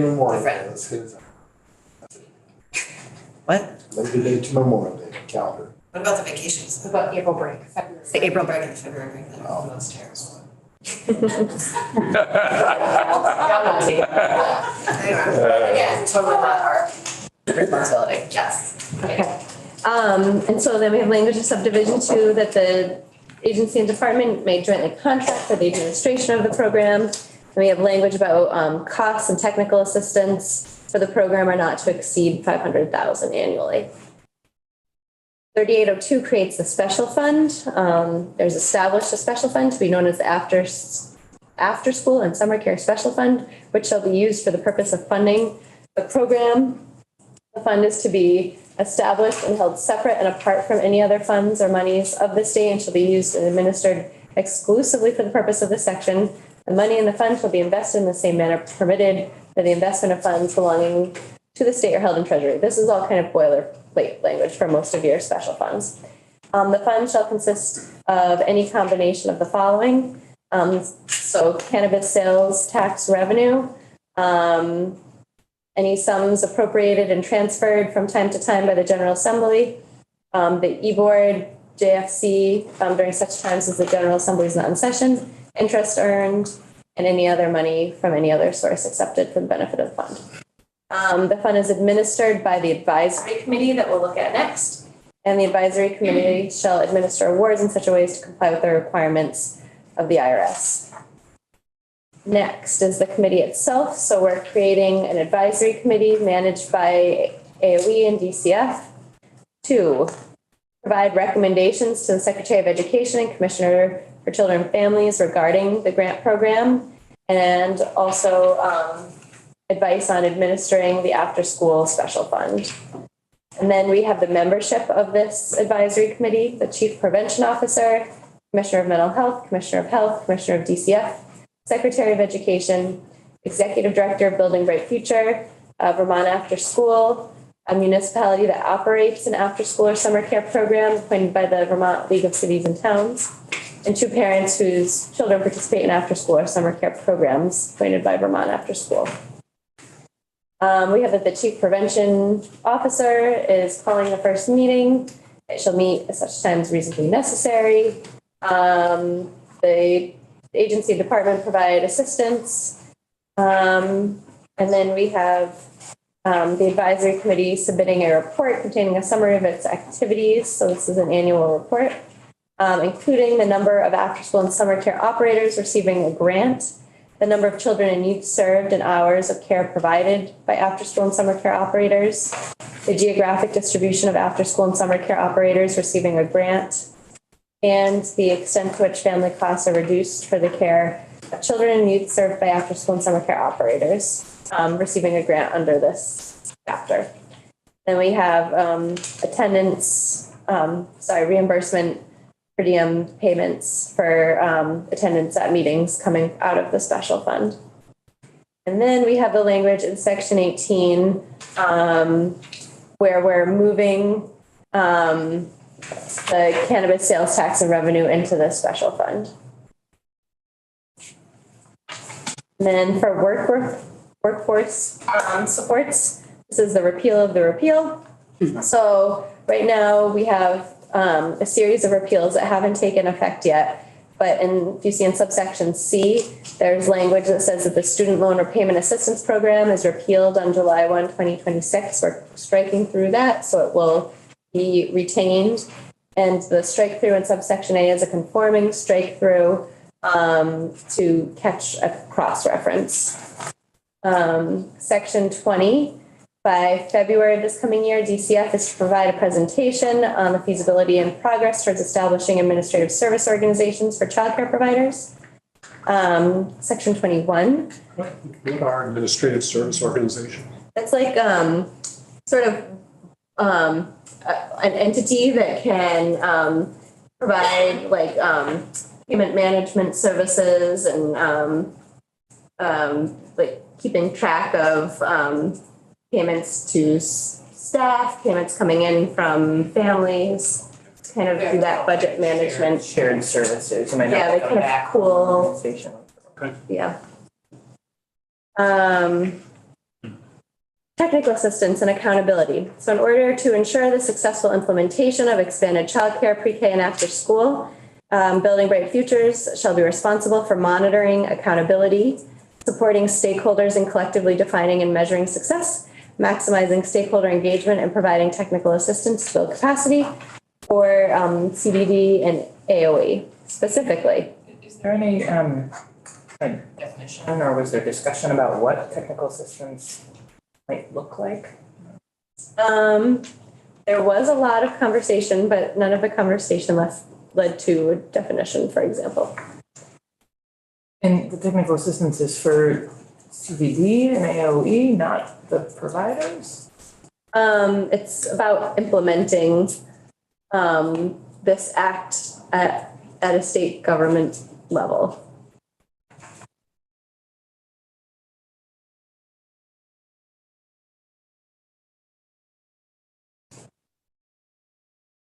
Are there other ways that we're providing technical assistance to the providers? There was language that we went over. What section was that? Maybe section 8 with the readiness, where it talked about technical assistance to providers. Don't quote me on the fact that it's section 8. There was language, at least in one spot, about technical assistance providers.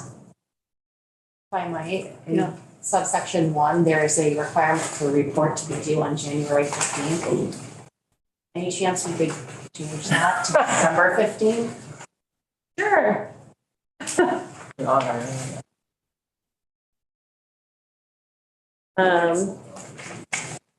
Okay, we have a policy of having reports due December 15th instead of January 15th. Great. It makes sense. Then you have time to digest them all. Okay, so specifically Building Bright Futures shall ensure accountability through monitoring transitions over time and submitting a report with results of this work on now December 15th of each year to the policy committees.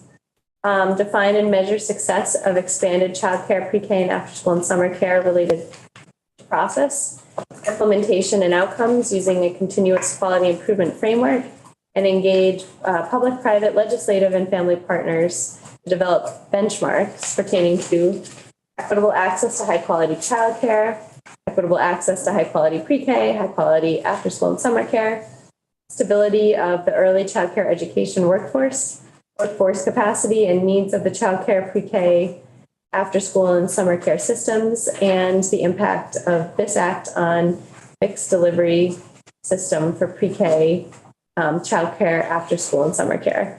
And we should probably change the reference to this act on line 18. Well, I have a bunch of questions about this, which probably can be answered by the department when they come in, the agency. My biggest thing is this is the kind of thing schools sometimes do well and sometimes they don't do well. And it all revolves around the expectations they have for each individual child. Because no two kids are going to come in with equal skills.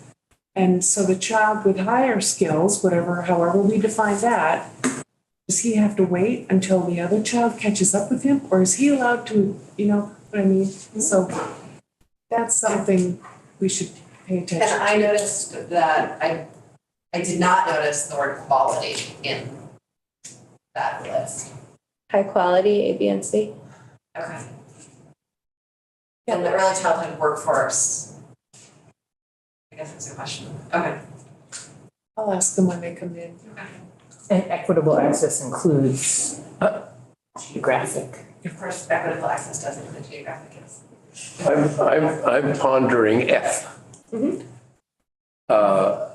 If you reverse the subject and the object, that is to say, the impact of the mixed delivery system on the implementation of this act,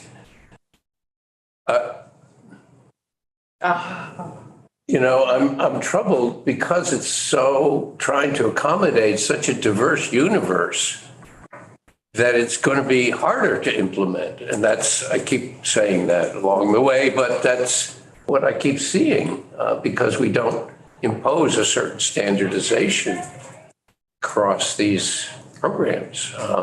Maybe nobody likes to be imposed upon, but I'm telling you, implementation is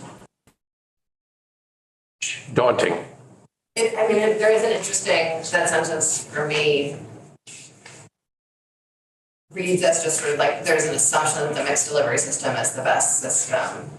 And so we want to make sure that we want to look at the impact on the mixed delivery system rather than seeing if the mixed delivery system that we are reinforcing is serving those other purposes.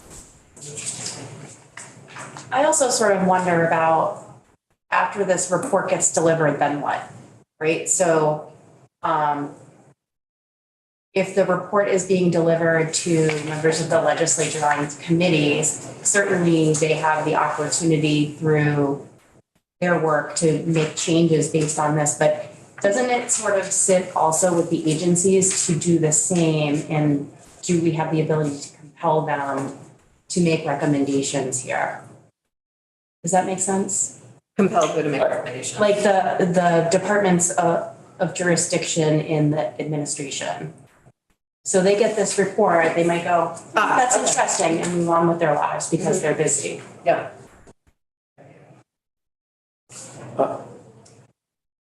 Representative?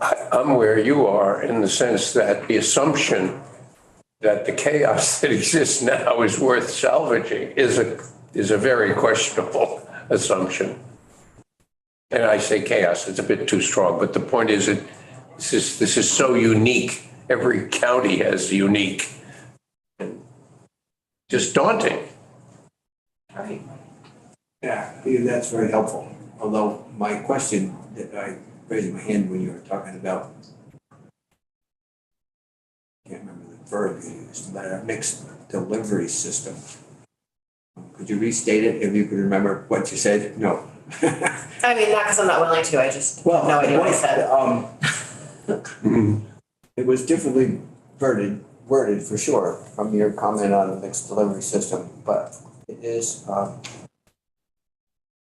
my version is, my explanation would be to say we collectively here are making a policy decision to go forward and try to make it better because it's the most practical alternative at this point in time. Not that it's the best one. I mean, if we had all the money in the world, we'd have 3-year-olds part of a public system, and we would, I'm just throwing something out there. There is a decent amount of research about what sort of is best for kids and families that we have not had the chance to dive into because it's not quite our jurisdiction. I think Julia's point is really well taken, that we are getting reports about how well the system changes and quality after putting all of this money into the system are happening, and what do we actually do if it turns out that it's not? And the other part of that sentence was, all the money in the world, assure ourselves that we're taking care of all the current 3-year-old providers, because we all collectively agree, I'm sure, we're just not gonna throw them under the bus because it's a new system, and that's not good at all. So. I just want to emphasize, I think for me, my understanding is that there are some pedagogical reasons that we have to think about 3, 4s, and 5s and 2-year-olds differently, and that's part of, at least, the approach that we've had in the past. Out of sort of necessity, we've developed this mixed delivery system, and that there probably are some things that are beneficial about that give families choice. I mean, I have 2 boys. They have really different needs, and one of them, I think, has really benefited from staying in a small nonprofit play-based center until he's 5.5. And he'll be going to kindergarten next year. My other younger kid, I think, will be ready to jump into the school system sooner, and I appreciate that we have those choices. I wish that my UPK program at our elementary school was more than 10 hours a week. I would feel like I would have more real choices than we currently have, but I think it's some of the center-based, play-based, outdoor-based programs that are being offered are really terrific for some families, and I would hate to lose that by shifting exclusive focus for reinforced to public school. And no shade on public school, I love that too. So I want us to, this is a really good debate, and I want to make sure that we're going through the building. We have 3 pages left and 15 minutes, so I think it would be, I just want to make sure we get through it before we go into the debate about all of the school systems. Next section is the appropriation for the work of Building Bright Futures. So of the funds appropriated in 7B, that's the 4 million. DCF is to allocate 266,707 to Building Bright Futures to implement its duties of in the preceding section. And this amount is to become part of the department's base for the purpose of supporting the department's work moving, or Building Bright Futures work moving forward. Plan. So this is the governance language for DCF, similar to how there was a plan regarding AOE and whether there should be another leadership position added at AOE. This is a report on November 1, 2025. The Secretary of Human Services shall submit an implementation plan to various committees to increase responsiveness to Vermonters and elevate the status of childcare and early education within AHS. The implementation plan shall be consistent with the goals of the report that was required under Act 45. There's a governance report. It shall achieve greater parity in decision-making authority, roles and responsibilities, and reporting structure related to early childcare and learning across the agency of education and AHS. So there was a governance study that we got before. It's so strange to keep having something country come up. Sorry. I kind of love it. And we have not basically sort of had the bandwidth to roll it into this bill. And so instead we're asking for an implementation plan from the administration based on that report that we received in November. Is that when we got the report? Last year? I don't remember when the report came out. I think last summer. Last summer, okay. So the timing on this, I think the report itself was saying first you do sort of the structural changes and then you implement changes programmatically. So this bill sort of flips that and is making the programmatic changes and then looking at sort of the structural changes that need to be made as well.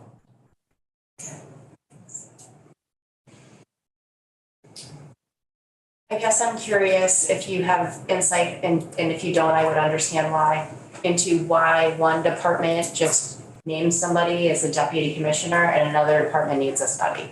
Yeah, it's because they're organized so differently. So there's not really a similar way to lift up a particular position. AOE has, I'm not as familiar with AOE, it has a deputy secretary that's overseeing multiple different sort of divisions. I don't know if Beth wants to clarify what I'm saying, but AHS has multiple departments, and each department, some of them are the same size as AOE, but they don't have like the deputy secretary structure. They have a commissioner with multiple deputy commissioners. So there's just not parity in who to raise up or to make a division, a department, for example.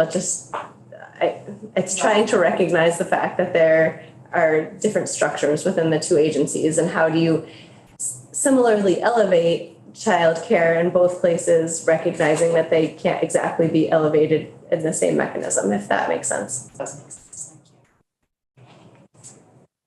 Oh, keep going. Tough.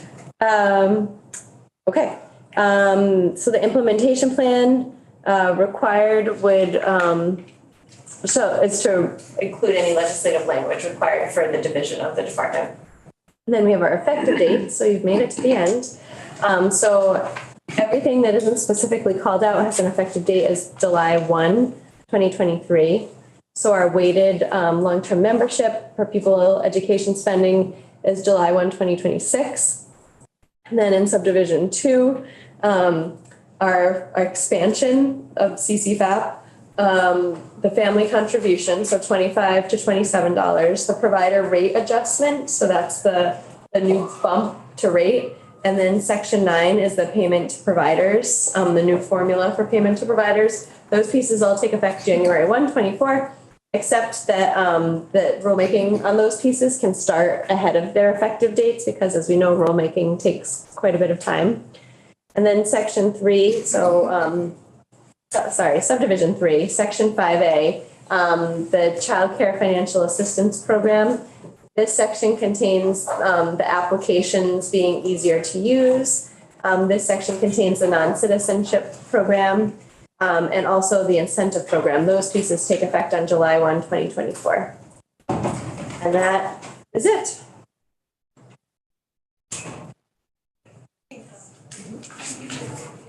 I think the implementation plan piece, I understand why there's sort of a pivot from completely restructuring everything within this bill when we were doing all these other things. But I just wanna sort of flag for the committee that because sort of, the ed fund tends to go to the Agency of Education, and the general fund tends to go with the Agency of Human Services, and CCFAP hangs out with the Agency of Human Services and the general fund, that there's a lot of how sort of implementation and administration of something leads to funding sources, or funding sources lead to administration of something. And so I think in some situations I'd be tempted to be like, that's totally the program, that's totally the policy committee's jurisdiction, but I think there's a lot like of a chicken and egg with the funding source versus the administration for these, and there's been long-standing sort of significant tension between the two agencies in navigating this early childhood world, partly because of how differently the money flows, so I just wanna, it's just like an implementation plan at the bottom of the bill, but I don't know lose track of it, I guess that's all I'm saying. Yeah. What am I to take from that advice in terms of my behavior? Thank you, that's a very good question. I don't know what to do with it. I mean, there's nothing to be done right now. I just want to flag that, an implementation plan is sort of all that's available in this moment. I just want to make sure that we're mindful that, that implementation plan is something we're going to want to be paying attention to because it's so tied to who funds things in those two agencies and what the sort of taxes that back those up are. Absolutely. Yeah. Thank you. You're so welcome. much. So my homework is that you would like a timeline. So much. I would like a timeline. Okay. And honestly, I'd like a timeline in a Word rather than a PDF so I can add more things to the timeline for myself. Okay. If that's at all possible. Yes. Okay. And then I think we'll have all kinds of other homework assignments for you soon. I can't wait. Just very much in keeping with the request for a timeline, if I had time, which I don't, I'll draw a map of where the money goes. I mean, we were talking earlier about money from various places going to other various places, and I can digest it very much better if I can see it graphically, but I almost never get around to drawing it out because another bill comes in. Yeah, it's hard. No complaints, just a comment. There's a bag here and a bag here. Thank you for running over with us. Yeah, no problem. Oh, I should log off. Thank you for your patience. Yeah, really. Okay, have a good afternoon. I'll be seeing more of you soon. Thanks all. Joyce, is there anything you want to share with us in the next 10 minutes? I know you don't have anything prepared, But even just, I don't know, you're there, offering, no pressure. You can just say no, you're gonna come back another time and talk us through more graphs. So the one thing that I might have added during the discussion was that if I just Googled CCFAP eligibility, and you can get quite a list of the reasons why families are eligible for CCFAP. And I don't see any information here about the number of hours that you have to have worked. So that may be more detail that you have to get from the department, DCF. But certainly has a job, is self-employed, actively looking for work, attending school or training, participating in reach-up activities, special health needs, and unable to provide care for the child. Or the child receiving services has significant health or specialized developmental needs, so those are categorically eligible. The child receiving services has an open case with DCF's Family Services Division, and childcare is part of the safety plan, so that's another categorical eligibility criteria. The family is experiencing significant stress in areas such as shelter, safety, emotional stability, substance abuse, children's behaviors, and parenting issues. So there are lots of reasons why families or children can qualify for CCFAP. When it comes to the actual calculation of hours, I'm at C. I don't know. And Joyce, totally differently, and we're gonna have the department to talk that other one through. Pros and cons of like special funds versus not special funds, just like in an abstract way from the JFO perspective. Right, so in general, I believe that JFO prefers that the General Assembly not use special funds because it means that you're fencing off a bunch of resources and funding that, in a particular year might not be needed for this special purpose, but could be used in other ways. And of course, somebody has to keep track of the special funds, and the special funds often earn interest. And so there's some administrative work that goes along with special funds. On the other hand, there are reasons why you want a special fund, and I would bring to mind the paid family leave special fund. You want to be sure that you have funds available to pay out benefits if something happens to the economy at large and the general fund is less than expected for some reason. So there are specific reasons why you want a special fund, but you do need to think carefully about pros and cons. In the context of after school, so there's sort of the cannabis money for the special fund, and then there's a lot of federal money that goes to after school in some school districts and not others. And then CCFAP money that goes to after school, is that fenced off in any way from other CCFAP money? So again, I'm afraid that's a question for the department. I do not believe that it's fenced off, although there may be special grants that are specifically for after school and summer programs that the department would have to fence off if they're coming from federal sources that are specifically specified, for example. Categorical, yeah. Okay, I think most of those go through AOE, not CDD, just to make things more. Yes. Okay, we will take more testimony on that tomorrow. Thank you. And I think we're gonna have you back in to take us through the spiky graph. What do you call it? Your graph? Sawtooth graph. Thank you. So we'll have you back in soon to go through the sawtooth with us again. Okay. Thank you very much. Thanks. So in a couple of minutes, we're gonna totally switch gears for a brief moment to talk about a judiciary bill and an amendment to that. But before we do that, this bill. So we have Deputy Commissioner from CDD coming back in. to talk to us about sort of administrative questions. We have to understand things. I think everyone wants to understand, I at least, now that I have sort of the context of the bill, I want to look at those sawtooth graphics again to sort of get my head around how that impacts the revenue we need. Of course, we're going to have Pat back in to talk more about the revenue piece. What else feels, I think everyone has sort of some back of their mind amendments around either strengthening accountability or strengthening access or things like that.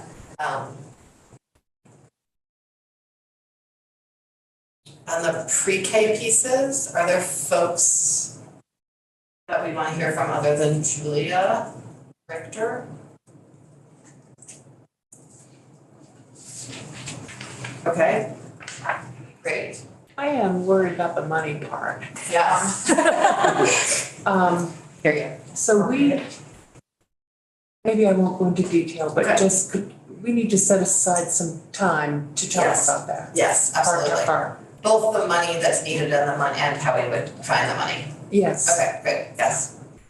Yeah, and what's interesting, I think, from a, just like a scheduling perspective, so Joyce and Nolan are doing sort of the money needed piece, and Pat and Graham are doing and Julia are doing the how to raise that revenue, and so we have this like beautiful, perfect storm of 5 staff people all working on that. And collaborating very well, yeah. Along the lines of the money. You know, we have everything from the governor's recommend was 56 million up to full RAND, which is 260, 120. Can anybody testify to help us understand how much good 37 million did when they increased the rates last summer, CCFAP rates last summer?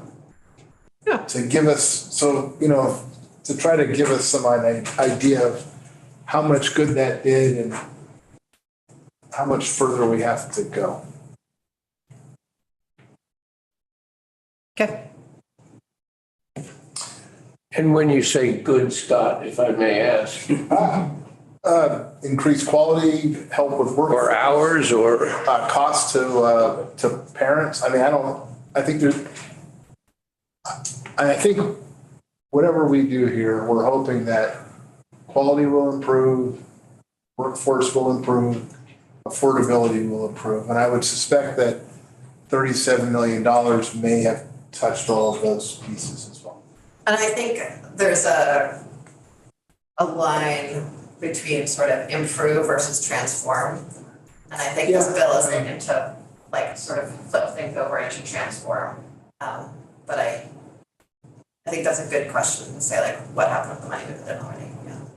Yeah, totally. And I think, I think I will continue to hold on to what I think we've heard from some employers that, like, I think what's different about the contemplation now is like through some mechanism or mechanisms, like ask everyone to pay in more, and heard people say, we would be happy to pay in more if we're going to solve the problem. And I think that means the sort of nibbling around the edges may not get us to really solving the problem, and that people don't want to pay a lot more and only get halfway there.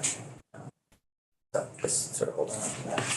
And sort of in a big picture way with my values in this work, I really, if we are raising taxes in order to ensure that Vermonters' needs are being met, I want to make sure that we're doing it in a way that people actually feel that impact at the end of the day, that it feels worthwhile to them.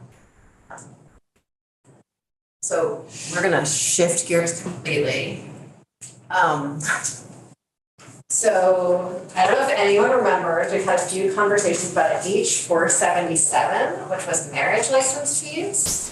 And the reason that bill came over to us was because we had had previous conversations about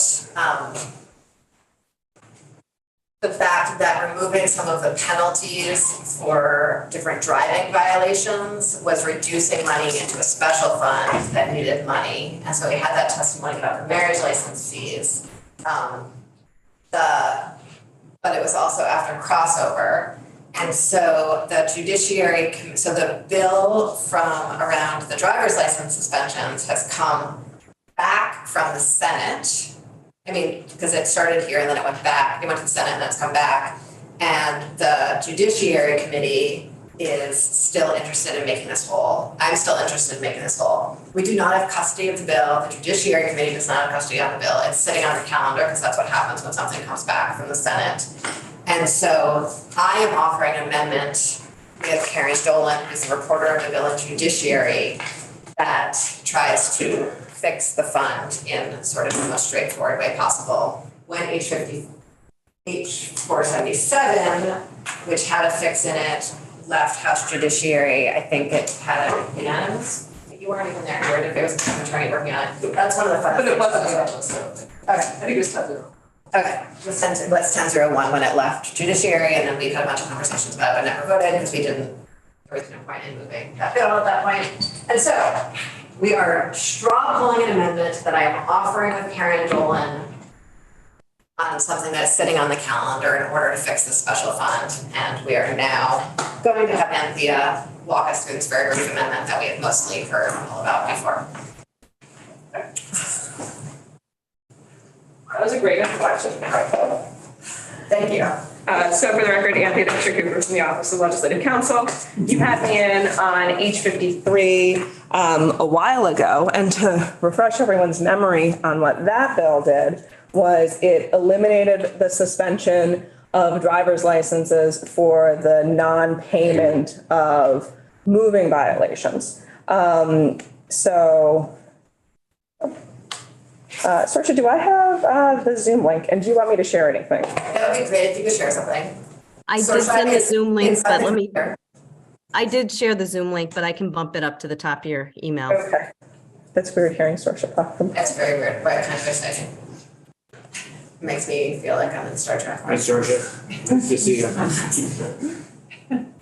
I have it. Saoirse, you do not need to send it to me. I'm clicking on it right now. So the fiscal note, which was prepared by Chris Roop, that had that there was we're pretty sure there's going to be a reduction to the transportation fund in an amount of $200,000 because there weren't going to be the payment of those $80 license reinstatement fees, and that there might be a delay in revenue that was being collected for the Domestic and Sexual Violence Special Fund. So this is not doing anything to make the transportation fund whole. What it is doing is addressing the special fund. As your chair said, you also had H477, which was going to increase the marriage license fees, some of which goes towards this special fund. So what you have posted under my name is the Dolan-Kornheiser amendment. It is deleting the implementation language from the Senate's proposal of amendment, which was basically the same as the implementation language in the House version. The only reason it needs to delete that and add it back in is because it talked about the effective date of this act, not the effective date of this section, and there's going to be a different effective date for the marriage license fee piece. It then has, as section 3, some legislative findings. This links the possibility of a reduction in the special fund to a need to make that fund whole, and the source of the making that fund whole being the marriage license fees. So the findings include that this special fund, which receives $10 from each Judicial Bureau surcharge, and if those are not paid, if the traffic violations are not paid in as timely of a way, that $10 will be collected slower. That might yield decreased revenue to the special fund, and there needs to be more money for the special fund because this is the funding source. The special fund is the source of money for grant funding for the Vermont Network Against Domestic and Sexual Violence and for the Criminal Justice Training Council to have a position dedicated to domestic violence training. So you've got this is why we think it might be reduced. We need to have an increased funding source, and this is why we need the increased funding source for this purpose. Section 4 is where you're going to get your increased funding source. So this is increasing the civil marriage license fee from $60 to $80.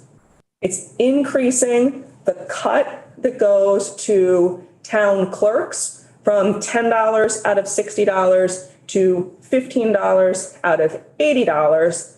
It is increasing the amount that goes to the special fund from $35 out of $60 to $50 out of $80. And then it is making no changes to the amount that goes to the state treasurer to go back to the general fund, which is the balance, which is $15. So Ted can do your math. I'm not going to do it for you. I will just do the simple parts in statute. It's now $80, 15 to clerks, 50 to the special fund, 15 to the general fund. That adds up to $80. He can tell you what the fiscal impact will be.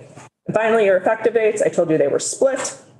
Section 4, the marriage license piece, will take effect on July 1, 2023, and the balance of the bill, because it needs to account for DMV operations and when they're sending out the notices of suspension, that would take effect 30 calendar days after passage, which will maybe be around July 1st or maybe a little bit before, depending on what happens with the bill. And then the final piece is just changing the title. Since it's no longer just has to do with driver's license suspensions, it would be renamed an act relating to driver's license suspensions and revenue for the domestic and sexual violence special fund. So that's the amendment that's being proposed to be offered by Representatives Dolan and Kornheiser. I misspoke earlier. I believe H477 came out of House Judiciary 1010.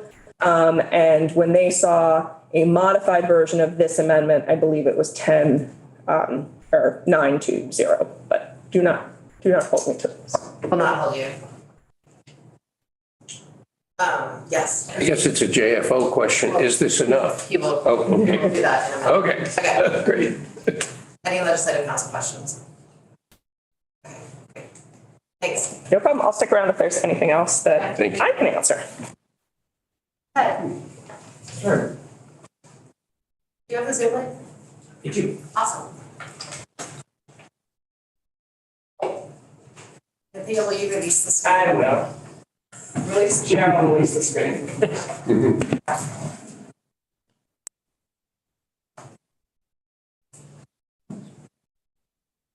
For the record, Ted Barnett, Joint Fiscal Office. Whoops.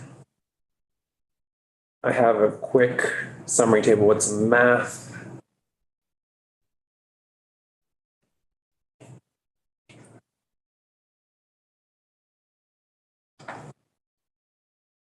Great. Love the summary. Tables. Thank you. Yes. Okay. Great. Yes. Tables. I'm learning so much about what tables can do. So here. We're all sitting. Exactly. Hey. Back to you. Yes, I can't make a fun game, so I'm going to go and stick with this table. So the current law fee allocation is $35 to the domestic and sexual violence special fund, $10 to town clerks, and $15 to the general fund. This would change as proposed in the amendment to $50 going to the domestic and sexual violence special fund, $15 to town clerks, and $15 to the general fund for a total civil license marriage fee amount of $80. The revenue change, it would increase revenues to that special fund by $72,000. It would increase kind of the aggregated revenues received by town clerks by $24,000. And since the general fund allocation would not change, there's no difference in general fund revenues. How many people get married in Vermont? I took a long-term average, it's about 4,800. And people or couples? Right. It would be how many marriages, so that's, yeah, so it's couples, yes. Oh, so this fee is really only a fee of $40 per person. Yes, you could, yes. Yeah. And I imagine a lot of that is paid by folks who are coming here as weddings.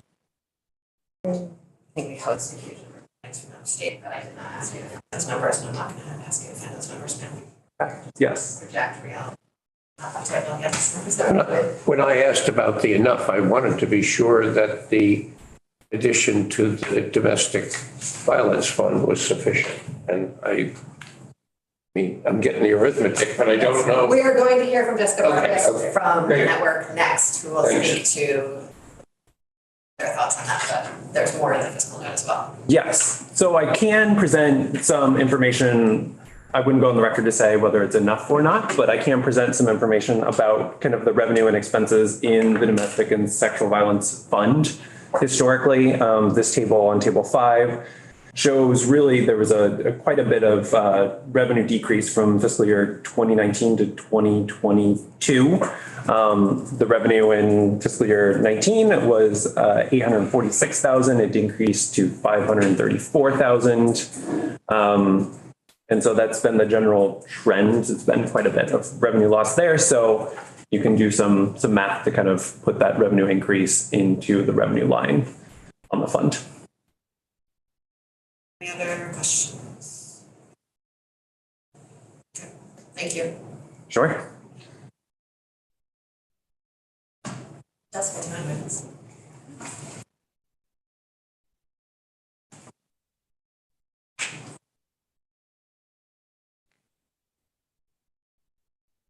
I'm also happy to be here. Jessica Barquist, I'm the policy director for the Vermont Network Against Domestic and Sexual Violence. And I'm happy to answer questions. I think broadly, we are strongly in support of this amendment, which would help us with that deficit that you just heard about. Based on the JFO report released last year and projections from the Center for Crime Victim Services, they are estimating about a projected $350,000 deficit. So this is certainly a step, and we are very, very appreciative of this increase. But we view it as kind of part of a bigger picture whole. And I know you guys have already had some conversations around how we can kind of fix this fund systemically moving forward. So, yeah. Any questions? So I think I had to step out of the room when you were here prior, so I'll apologize for that if you've already answered this question. But I'm looking at the special fund revenues that have been decreasing. It looked like during the pandemic, there were more market decreases. And I would also imagine during the pandemic, there were market increases in domestic and sexual violence, which is a total mismatch. Is that an accurate assumption? I'll address those both separately. So most of the decreases that you see are the result. So the special fund is funded through not just marriage fees, but also through court fines and fees. And so court fines and fees have been steadily declining because of a number of really important policy decisions that have been made by the legislature to reduce those fees and that burden on our population. So the pandemic had an impact on marriage fees, but overall those are pretty stable. But it's more, the decline is more from the court side of the fund. And then just really quickly, I know this is not what we're here to talk about, but the pandemic, we actually saw an increase in domestic and sexual violence as people were home, especially during the lockdown phases. So our member programs are continuing to, their call numbers are fairly steady, but the severity and complexity of the calls that they're receiving are growing each year.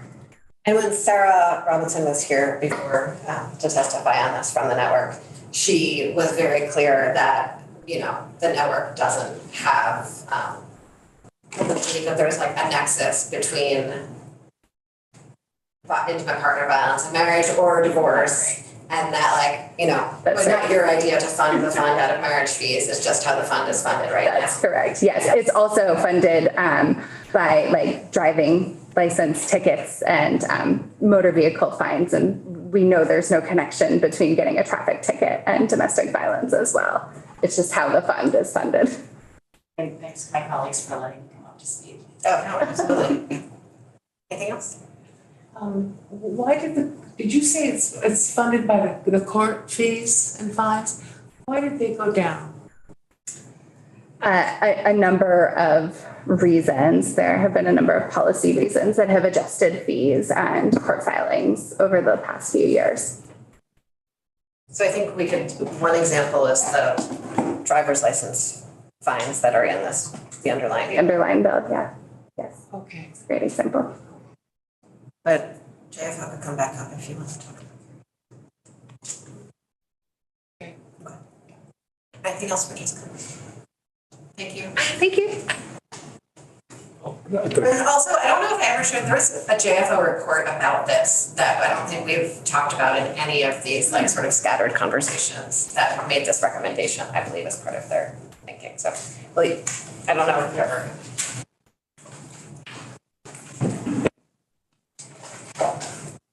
Yes, Ted Barnett. Great to be back. JFO, I just, yes, wanted to put in a plug for that JFO criminal justice issue brief, and did a great job of going through a lot of the issues that have affected various revenue sources and trends for the different kind of judicial branch fees, funds, things in that universe. I would say in addition to some policy decisions, also ticketing had really decreased during the pandemic. And so as fewer people were out driving around, driving to work, there were definitely fewer tickets that were issued by Vermont State Police, and that has definitely impacted revenues as well. Was there a policy decision during COVID that we didn't direct the law enforcement to issue tickets on minor offenses? That I do not know. Sorry. And we can get more testimony on this another time, but my understanding is that we made sort of larger criminal justice reform decisions that decreased the reasons that someone could pull someone over. Right, that's what I was thinking. Yeah. I think that was pre-pandemic though. I've lost track of all the months and years of my life. Can we get a link to that report? Can we get a link to that report? Certainly, I will send it through Sorcia. She can forward it to the committee. Yes. Thank you. Mm-hmm. Any other questions? Ted, is there a plan for, maybe I missed something here, is there a plan on how the $200,000 for the T fund is going to be offset? That, again, I do not know. That would be a good question for Chris. I can ask him and go back into the office and report back. I think one of them is increasing the fees. That would cover it. Yeah. Remember that? Curious about that. I think that was it. That was it. Okay. Well, that will- And we executed that plan out of this committee. Yes. I appreciate the bump up, but I think I'm hearing that while the jump will be sustained, it nevertheless is a fairly stable figure, whereas the demand for services is going up.